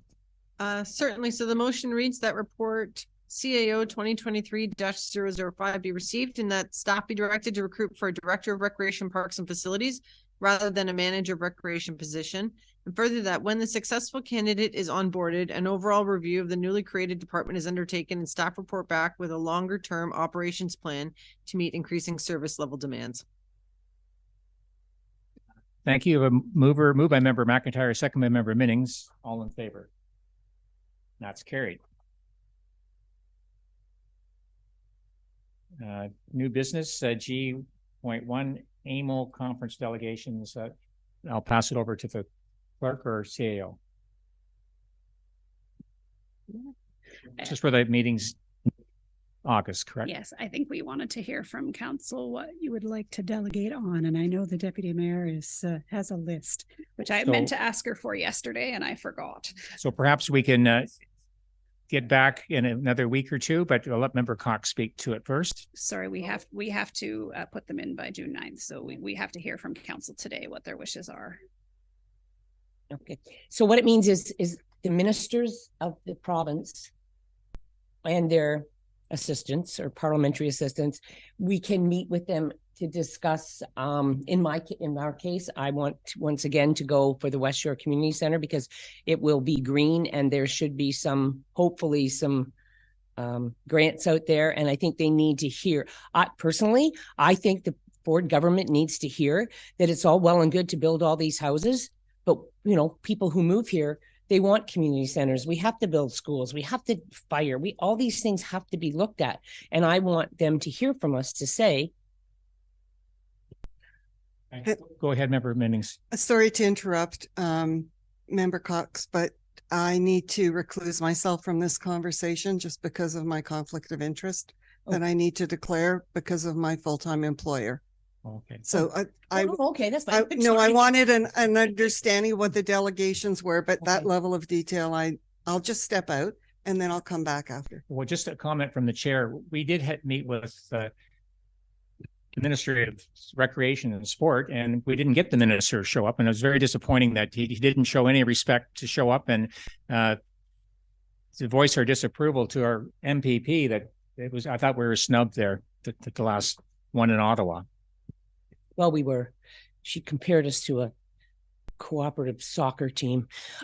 So anyway, this is important to me. So that's the one. And then I didn't know possibly if we should be meeting with the Ministry of Natural Resources on the camping on the Crown land. And I realized that they rescinded and pulled back because of the outcry from the boaters, but we still have a lot of Crown land that we need protected.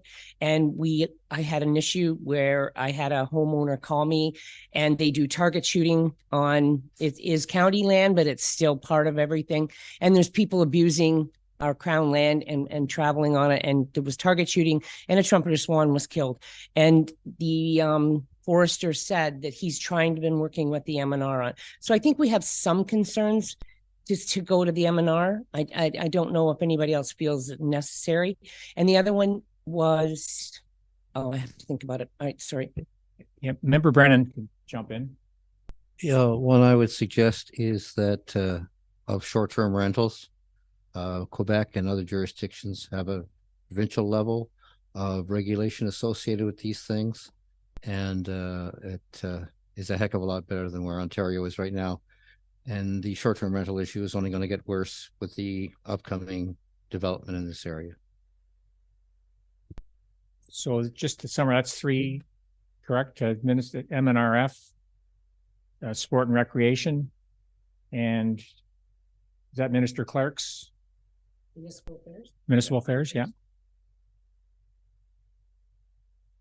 We could add in on that. We could talk about all the bills and what's happening with us. But he's only got us for 10 minutes, so I guess we couldn't. No, I think that's more than enough, Madam CEO. Yeah, thank you. I just wanted to clarify for new members, we make these requests. We may or may not get the audience. We did, now pre-COVID, we did do a delegation on short-term rentals on that very issue. It's definitely worth doing again. We were told at the time that the municipalities have all the tools that they require to deal with short-term rentals.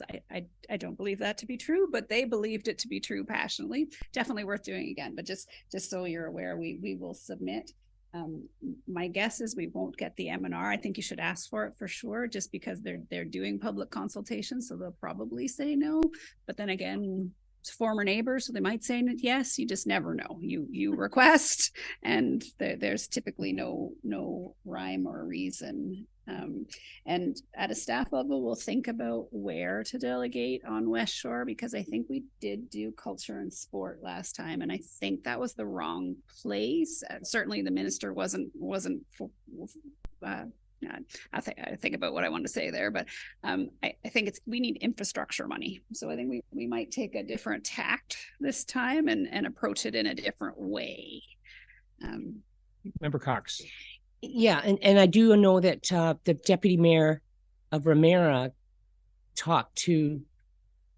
had a meeting with them at, I think it was not Good Roads, Roma. And he had a positive feel from him because he actually got to talk to him about it. The other one I was wondering, is it something we should do, or would it be feasible for us to talk to the Ministry of Education on the fact that our schools are full and we're building all these homes and we have no schools and nothing's happening? Because I don't know who else would speak to it, because I believe that is a big concern in our area, and especially in West Shore. And we've got Marchmount where people are moving there and their children are being bused to Aurelia. Yeah, Coldwater is supposed to have an addition, and it's been bumped in Westbridge, and I mean all the areas. So I don't know if that is something we may be able to get some information for that from Jody Lloyd about how full our schools are and where we're at with it. Thank you. Thank you. And then Member Brennan. Yeah, just through the chair to Judith. When you're talking about the trustee, is that correct? Yes, thank you. That's all. Just one clarification. I think we've got a handful there. We got a motion to that effect, Madam Clerk.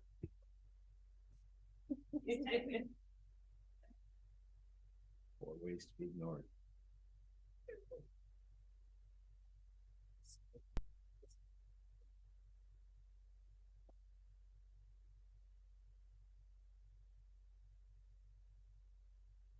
Okay, so the motion reads: staff submit delegation requests on the following items for the upcoming AMO conference: Ministry of Infrastructure, West Shore Community Center funding request, Ministry of Natural Resources and Forestry, camping and shooting on Crown land concerns, Ministry of Municipal Affairs and Housing, need for provincial regulation of short-term rentals rather than municipal regulation, and the Ministry of Education, need for more schools in Severn due to growth and current capacity issues with existing schools.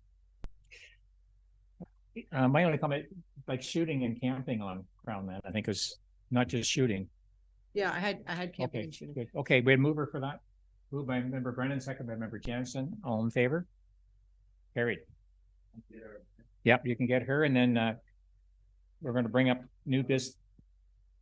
Oh, sorry. We have G2. Oh, sorry, G2. Okay, very good. Okay, thank you, Member Jansen. You can watch the remainder on YouTube. Thanks.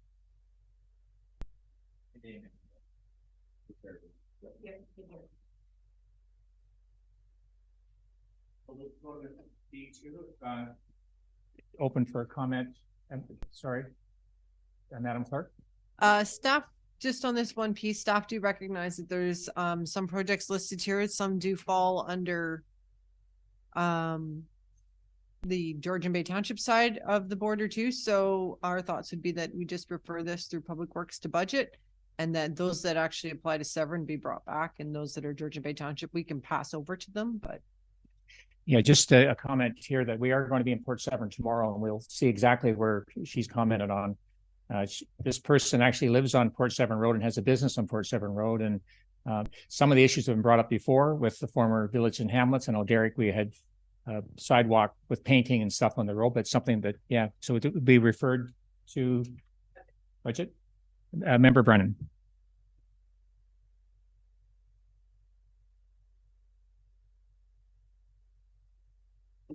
through the chair to the clerk.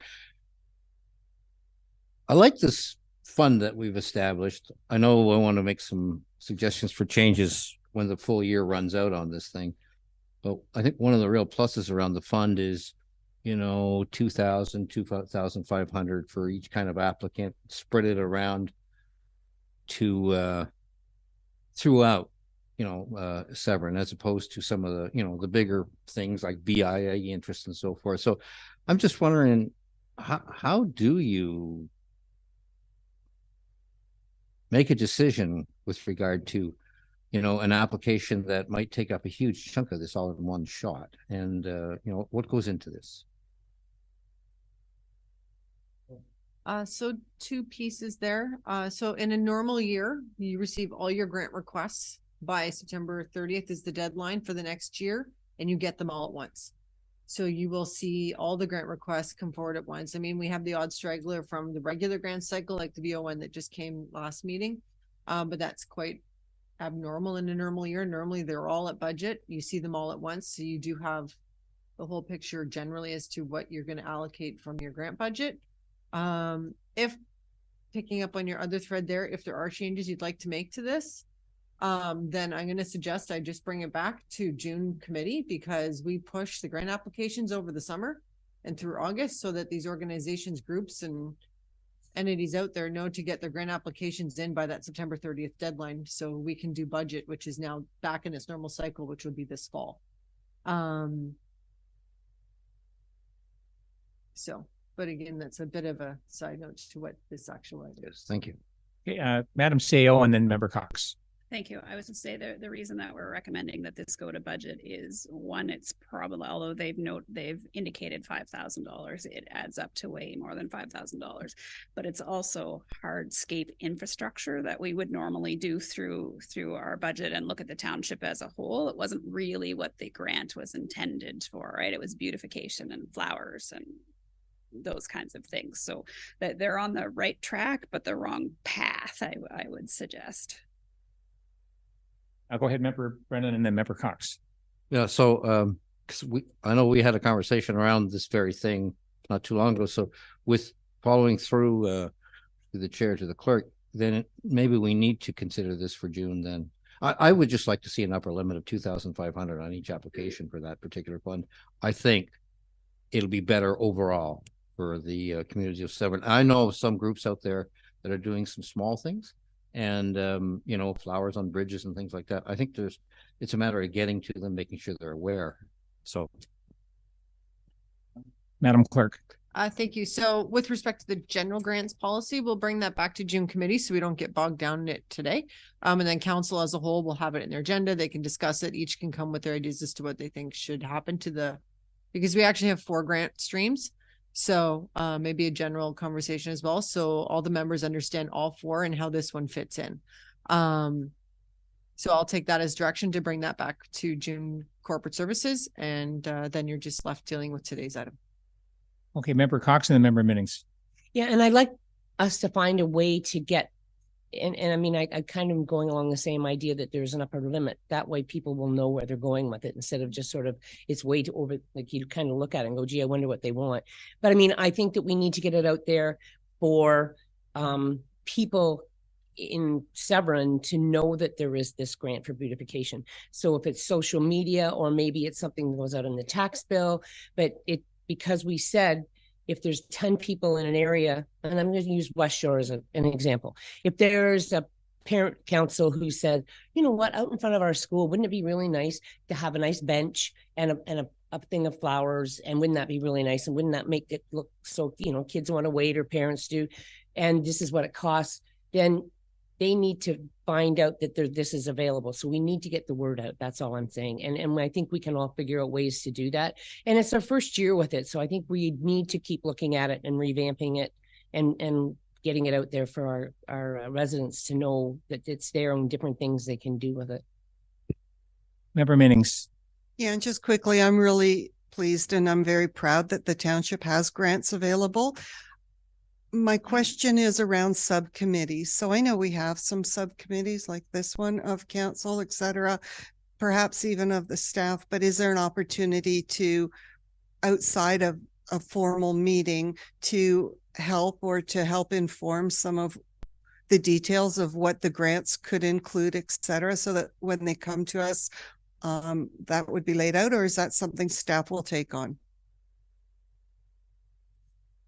I guess through the chair, we can do it any way council likes. Typically, staff would take that on and make some recommendations, and council would adjust as they see fit. But we've definitely heard your comments over the last couple of months as these individuals have come forward. And I think we probably have some ideas of how to update it. Yeah, I know. I'd like to thank Ms. Middleton for putting this in, and she's also involved a bit. She's helped water the flowers at the dock. I mean, like, she's a good community person, and I thank for the input and a bit of vision going forward for economic development, et cetera. So I think I commend her for sending this through here. We have a motion there, Madam Clerk. Thank you. So the motion reads that the list of projects noted in the grant application be referred to Public Works for consideration during the 2024 budget. Thank you. Mover for that, please. Moved by Member Burkett, second by Member Cox. All in favor? Carried. And new business D 1.4. Member Burkett. Thank you, through the chair. Chair, could Mr. Topping's in the audience? Could you maybe just explain that? We could go back. Could we to Already dealt with it. We've already done with, just tell Mr. Topping what happened. Maybe after I speak, Mr. Burke could just explain what happened outside to him. Is that okay, Mr. Burke? Yep. Just wait until I finish because this pertains to you. Thank you. Through the chair. So I brought this forward. It looks like, and we've all read the report, that the 2.5 million that we've slotted for this culvert may not happen this year because of, again, one of the utilities not coming forward. So what I'm proposing is that I've given the clerk a list of roads that are in excess of 30 years old that we keep filling. And there's a list, and it's not, and we may not do them this year. What I'm asking our Director of Public Works is to come back with a staff report for our consideration, if it's possible. These roads are basically shave and pave. I think there may be some culvert work on them, but again, it may be late in the season. We may not get a good price, but ultimately we can tender them. And if we don't get a price that meets our requirements, we don't have to approve it. But I did give them quite a lengthy list, and I'm just hoping that council will allow the staff report to come back, and then we can make a decision on that at the time. Thank you. Thank you, Member Cox. Yeah, I think that's a good idea. And I also would like to suggest at this time, through the chair to Director of Public Works, that we go back to the idea that we looked at in, I think it was late August, early September, we looked at roads that you might want to bring forward for the budget, so that by the time we do our budget, we've sort of got it settled in some hierarchy of where we should go. And it makes for a smoother transition. And you can also maybe get some tenders out earlier, or, you know, look at costing before we finish it in November. Thank you.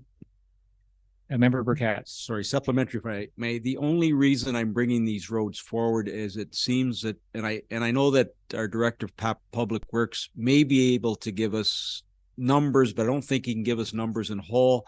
For example, when they're out filling potholes, they'll fill them 1 month and they're back out filling the same potholes the next month. So these roads that I've suggested are way beyond their life expectancy. Yes, they may not be as well traveled, but they still are part of our township. And if we don't do something now, it's only going to be an increase in cost. We'll just stop you right there, Madam Clerk. I think just for the sake of the discussion, none of the council has an idea of what your list of roads are. So Okay, perhaps if I read the list of roads out, then the rest of council might know the roads that Member Burkett's looking for the director to work back on. So there's Crescent Bay Road from Scarlet Line to the end of the road. Engineering for the future road replacement of South Sparrow Lake Road from Cambrian Road to Highway 11. New Braley from Cambrian to Highway 11, Huffman Road and Cox Drive, Stockdale Road from New Braley to Telford Road from Highway 11 to Stockdale Road, Amigo Drive from Anoki Beach Road to the end, Lake St. George from Sparrow Lake to the end, Riverdale from where we finished to the end, and Agnew Road from South Sparrow Lake Road. There's nothing on my side of the township. Member Burkett. Supplementary, if I may, on that Agnew, it's only 0.6 kilometers. So from South Sparrow Lake Road, 0.6. So these roads are all paved roads that are in excess of, like I said, 30 years.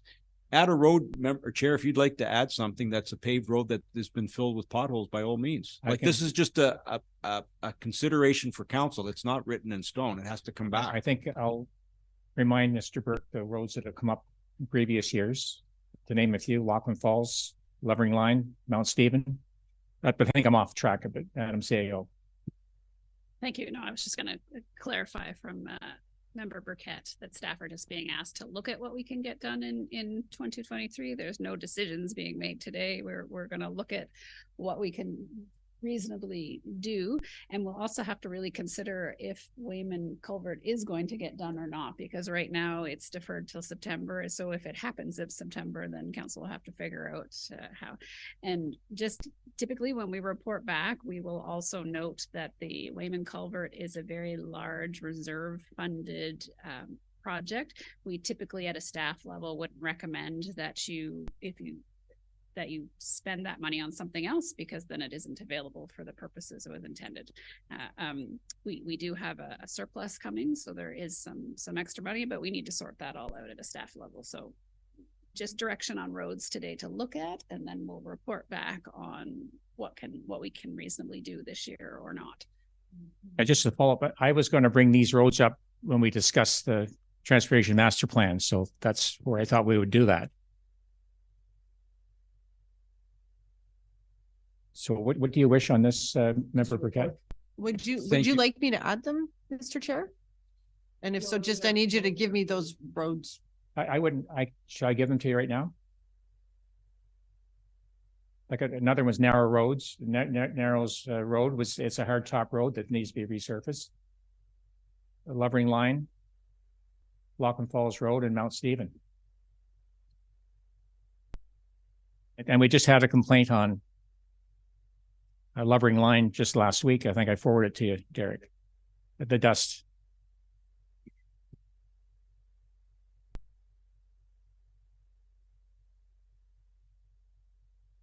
Anyone else have a comment? Madam Member Minnings. Thank you. I'm not prepared to name roads at this time because I didn't know we were going to do that. But again, I think maybe just in the interest of this exercise, we could do it another way. To make sure that there is a comprehensive list, and perhaps after the road tour tomorrow might be helpful. Member Burkett. Thank you through the chair, and thank you for that, Member Minnings. What I was looking at is we all know that the roads keep going up in price.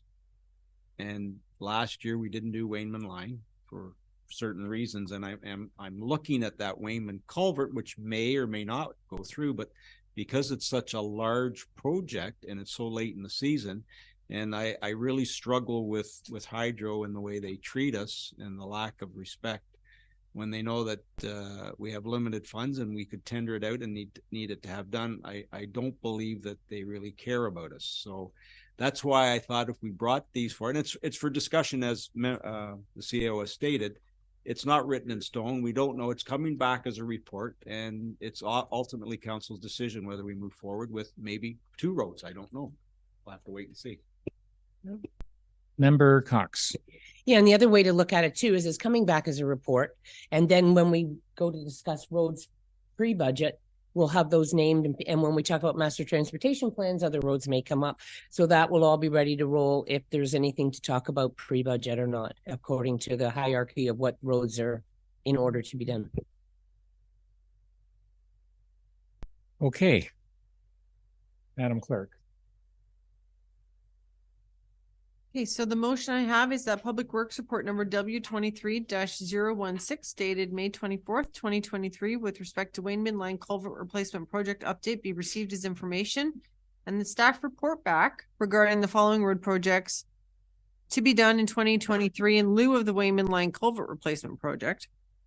Crescent Bay Road from Scarlet Line to the end of the road, engineering for the future road replacement of South Sparrow Lake Road from Cambrian Road to Highway 11, New Braley Road from Cambrian to Highway 11, Huffman Road and Cox Drive, Stockdale Road from New Brayley to Telford Road from Highway 11 to Stockdale Road, Mingo Drive from Minoki Beach Road to the end, Lake St. George from Sparrow Lake to the end, Riverdale Drive from where we finished to the end, Agnew Road from South Sparrow Lake Road being 0.6 of a kilometer, Narrows Road, Lovering Line, Lachlan Falls Road, and Mount Stevens Road.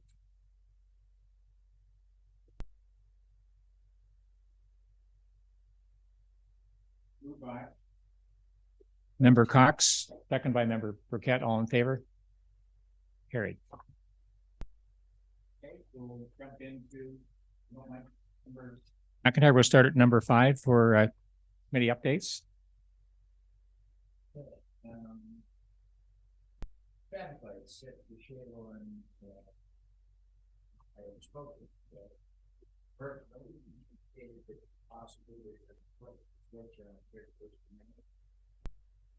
Anything further that you could tell me about that? This still remains at that.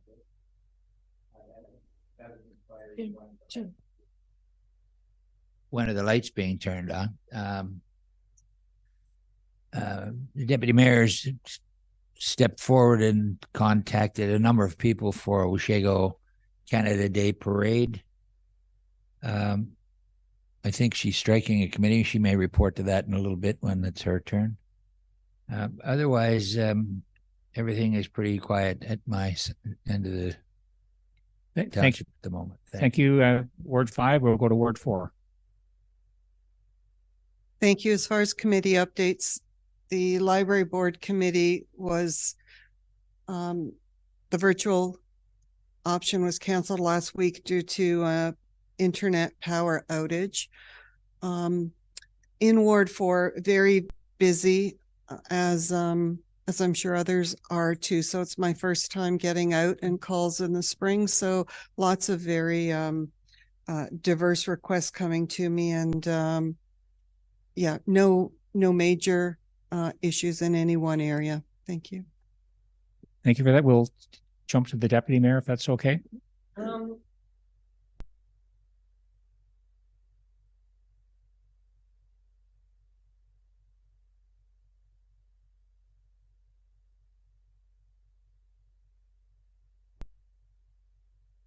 Sorry, we had a climate action plan. It was a PowerPoint yesterday with the county. We can send it. I can send it out to you. The other one was, yeah, I asked the staff there when grants came forward if they could please let staff members know, or SSEA even, if what was going on, because the SSEA does look after our climate action plan. I think you'll probably talk about it, but I was talking to Julie, and they have a new climate action plan staff, and he's into looking for EV chargers for Springwater and Severn for free. So I said, that's great. We would be interested if there's anything they can do. We had a good meeting yesterday and a presentation on community and safety well-being, and we had some forestry. There were 4 forestries. It's 100 years old. We have 33,000 acres of forestry, and there's a forest conservation bylaw, which I can forward those reports to everybody on council because it is very interesting. There was also a comment, a report from the township of New Tech that development charges make it challenging to, without effective means to pay for the required infrastructure for this growth.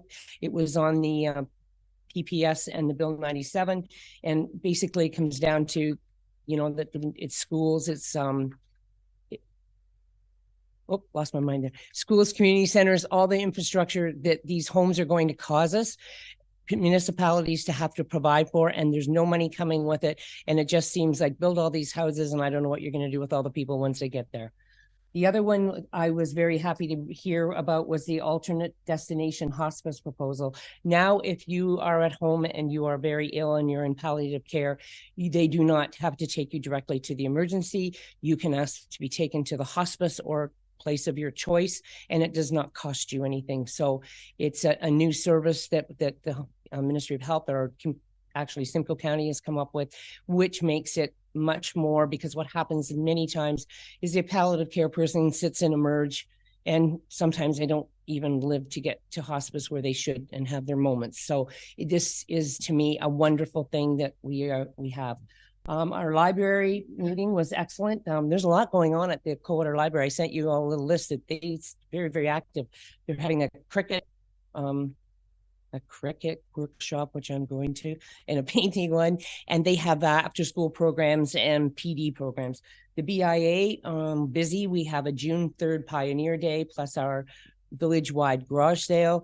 And this weekend on Saturday is the famous duck race.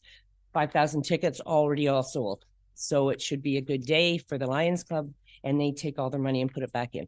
Thank you. Thank you. I'll jump into Ward 1.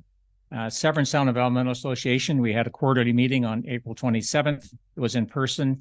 One of the topics was a review from our township risk management official, who is a Severn Sound employee, and she has a couple of items that hope will be resolved by the deadline of 2024.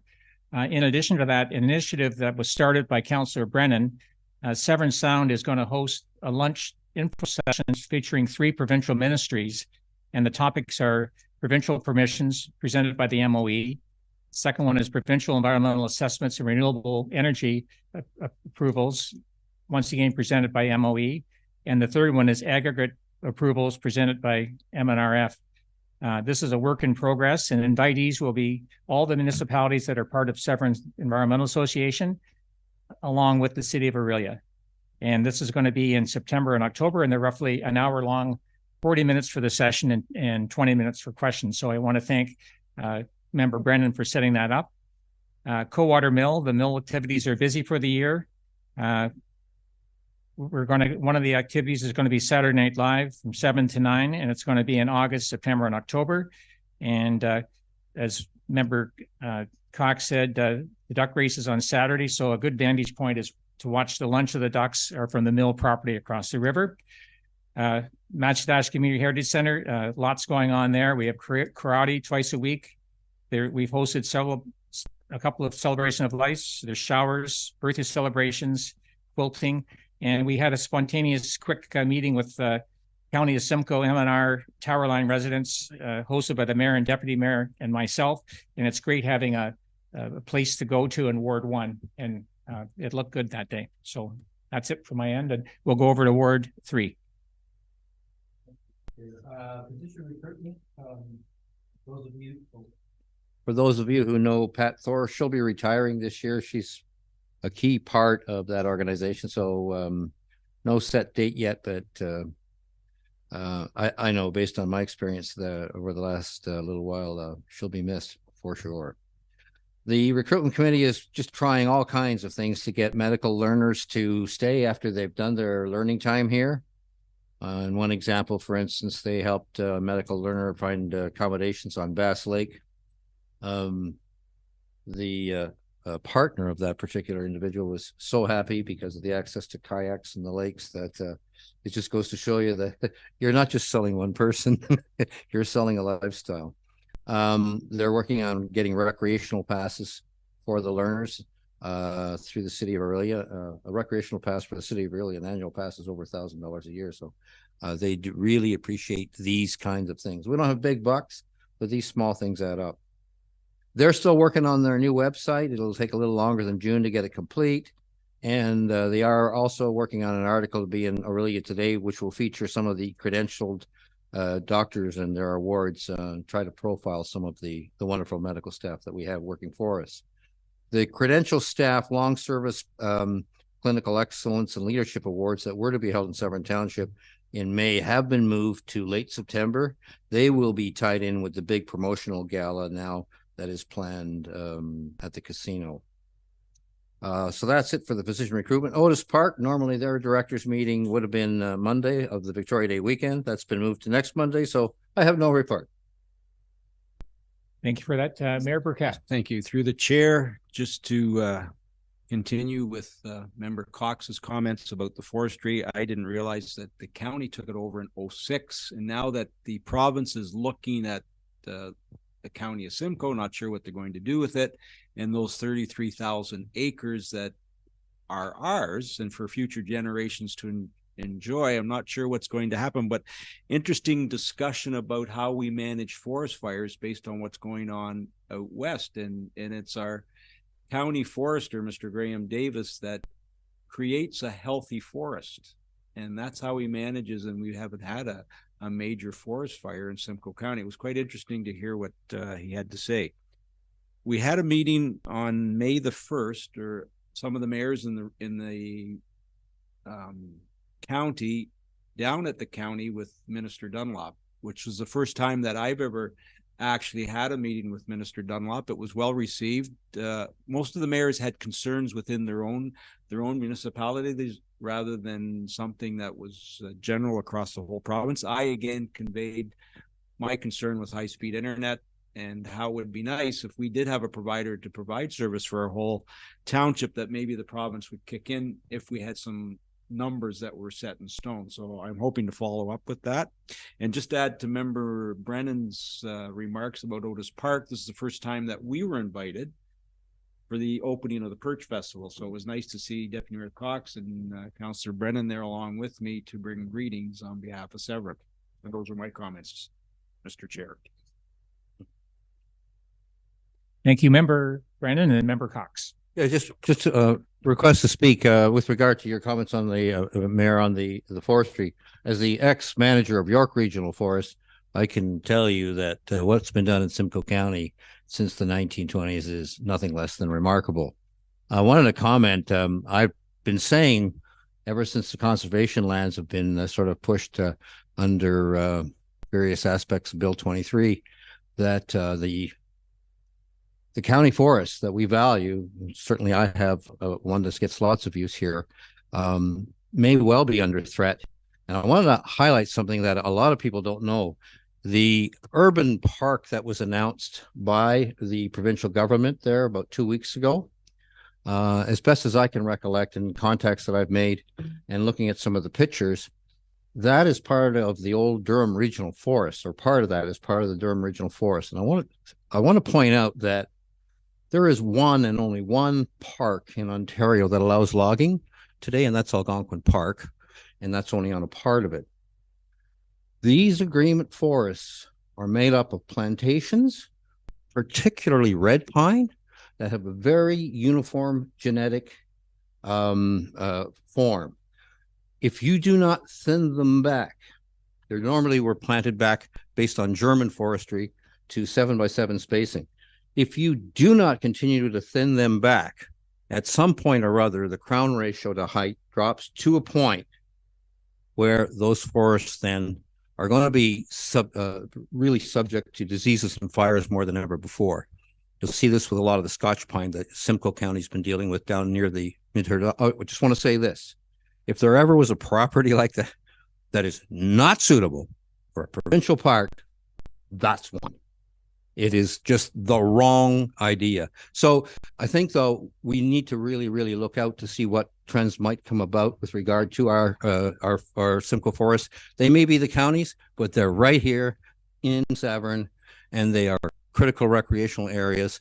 And I hope that we're going to be there to make sure they stay that way in perpetuity. And a lot of them are just on blow sand sites. They're not very good sites for anything else. Anyway, I just have to say that it's a life that you can't drop once you live it. Thank you. Thanks for that, Member Cox, and then Member Burkett. Yeah, and I guess I'd like to also comment on the fact that Keith Bell, the Deputy Mayor of Ramera, they had Graham come and do a presentation at the Brecon Legion, and he told us it was excellent. So it might be something that this council would have him come to speak, because they said he was really, really good, and they learned all sorts of things. And I believe that might be really excellent for us all to hear. Thank you, Member Burkett. Thank you. Thank you for those, through the chair. Thank you for those comments, Member Brennan. But just to add to that, I didn't know this, but it's only through Mr. Davis that to have a healthy forest, you need to forest it properly. And I know this firsthand because we have 300 acres in our township, and I don't know if Mr. Burke was here when, I think it was Henry. So we actually reached out to the county. They came and he actually came and selected which trees needed to be logged, and it's on a 7-year cycle. I think that cycle must be pretty close. So we netted $60,000 from that, which was pretty remarkable. And our forest will be more healthy, as Member Brennan will know.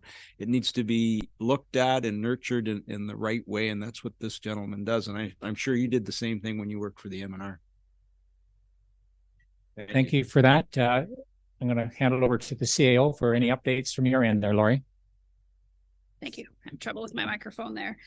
Just a few things I wanted to pick up on Member Burkett's mention about the provincial facilitator. So you would have seen on the news the dissolution, is that the right word, of Peel, separating Mississauga, Brampton, and Caledon.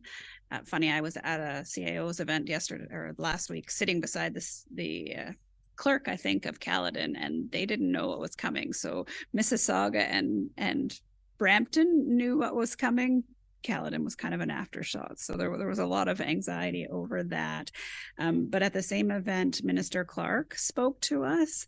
And the thing that I thought was interesting from a Simcoe perspective is he said Mississauga has long had a champion for this.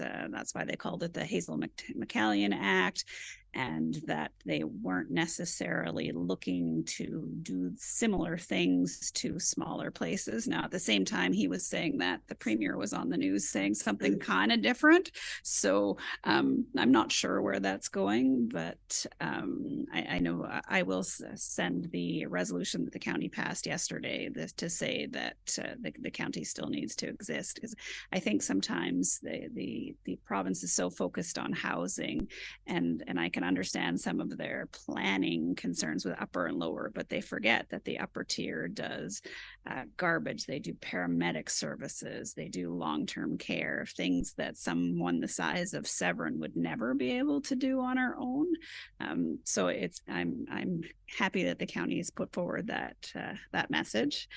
And I just wanted to follow up on Member Burkett on the broadband strategy. So you'll remember council approved a project where we look at it. They will be reporting back in June, and it's actually a pretty good news story. There is actually lots planned for Severn that I was not aware of. And the consultant has been really good, probably the best one that I've worked on. They do what they say, and they tell us what they're doing, and they've been a pleasure to work for. So there is some good news coming there. We kicked off our economic development strategy this week, which includes some broad consultation, and council will be consulted with individually through the process. And just lastly, we apologize a little bit. We've been keeping you guys very, very busy, so there's been lots of extra meetings, and I know that's a struggle for those of you that still work. But there's just been lots of extra things happening. So a little bit of education on the road tour and the gravel pit tour, and then just extra stuff like our special meeting to talk about annexation. So we are working you hard and then heading into summer recess. So we hope you get a break, and we also need that break. So we do recognize we're taking up a lot of time, and we appreciate the time you're getting, but there is a ton going on. So it's been busy on both sides. That's it for me today, Chair Taylor. Great, thank you for that. Any other questions? If not, go ahead, Ward 5. Just one comment. I forgot to mention in my remarks earlier that the Washago Art Club is now open. And it's a wonderful thing. I had guests from the United States. I took them through there, and they spent money. So really a good thing to have that little club in our village. So just letting everyone know. Thank you for those updates. And Madam CEO. Just motion to adjourn that this meeting being is hereby now adjourned at 11:30 a.m. We have a mover for that. Moved by Member Cox, second by Member Minnings. All in favor? Carried. Have a great day.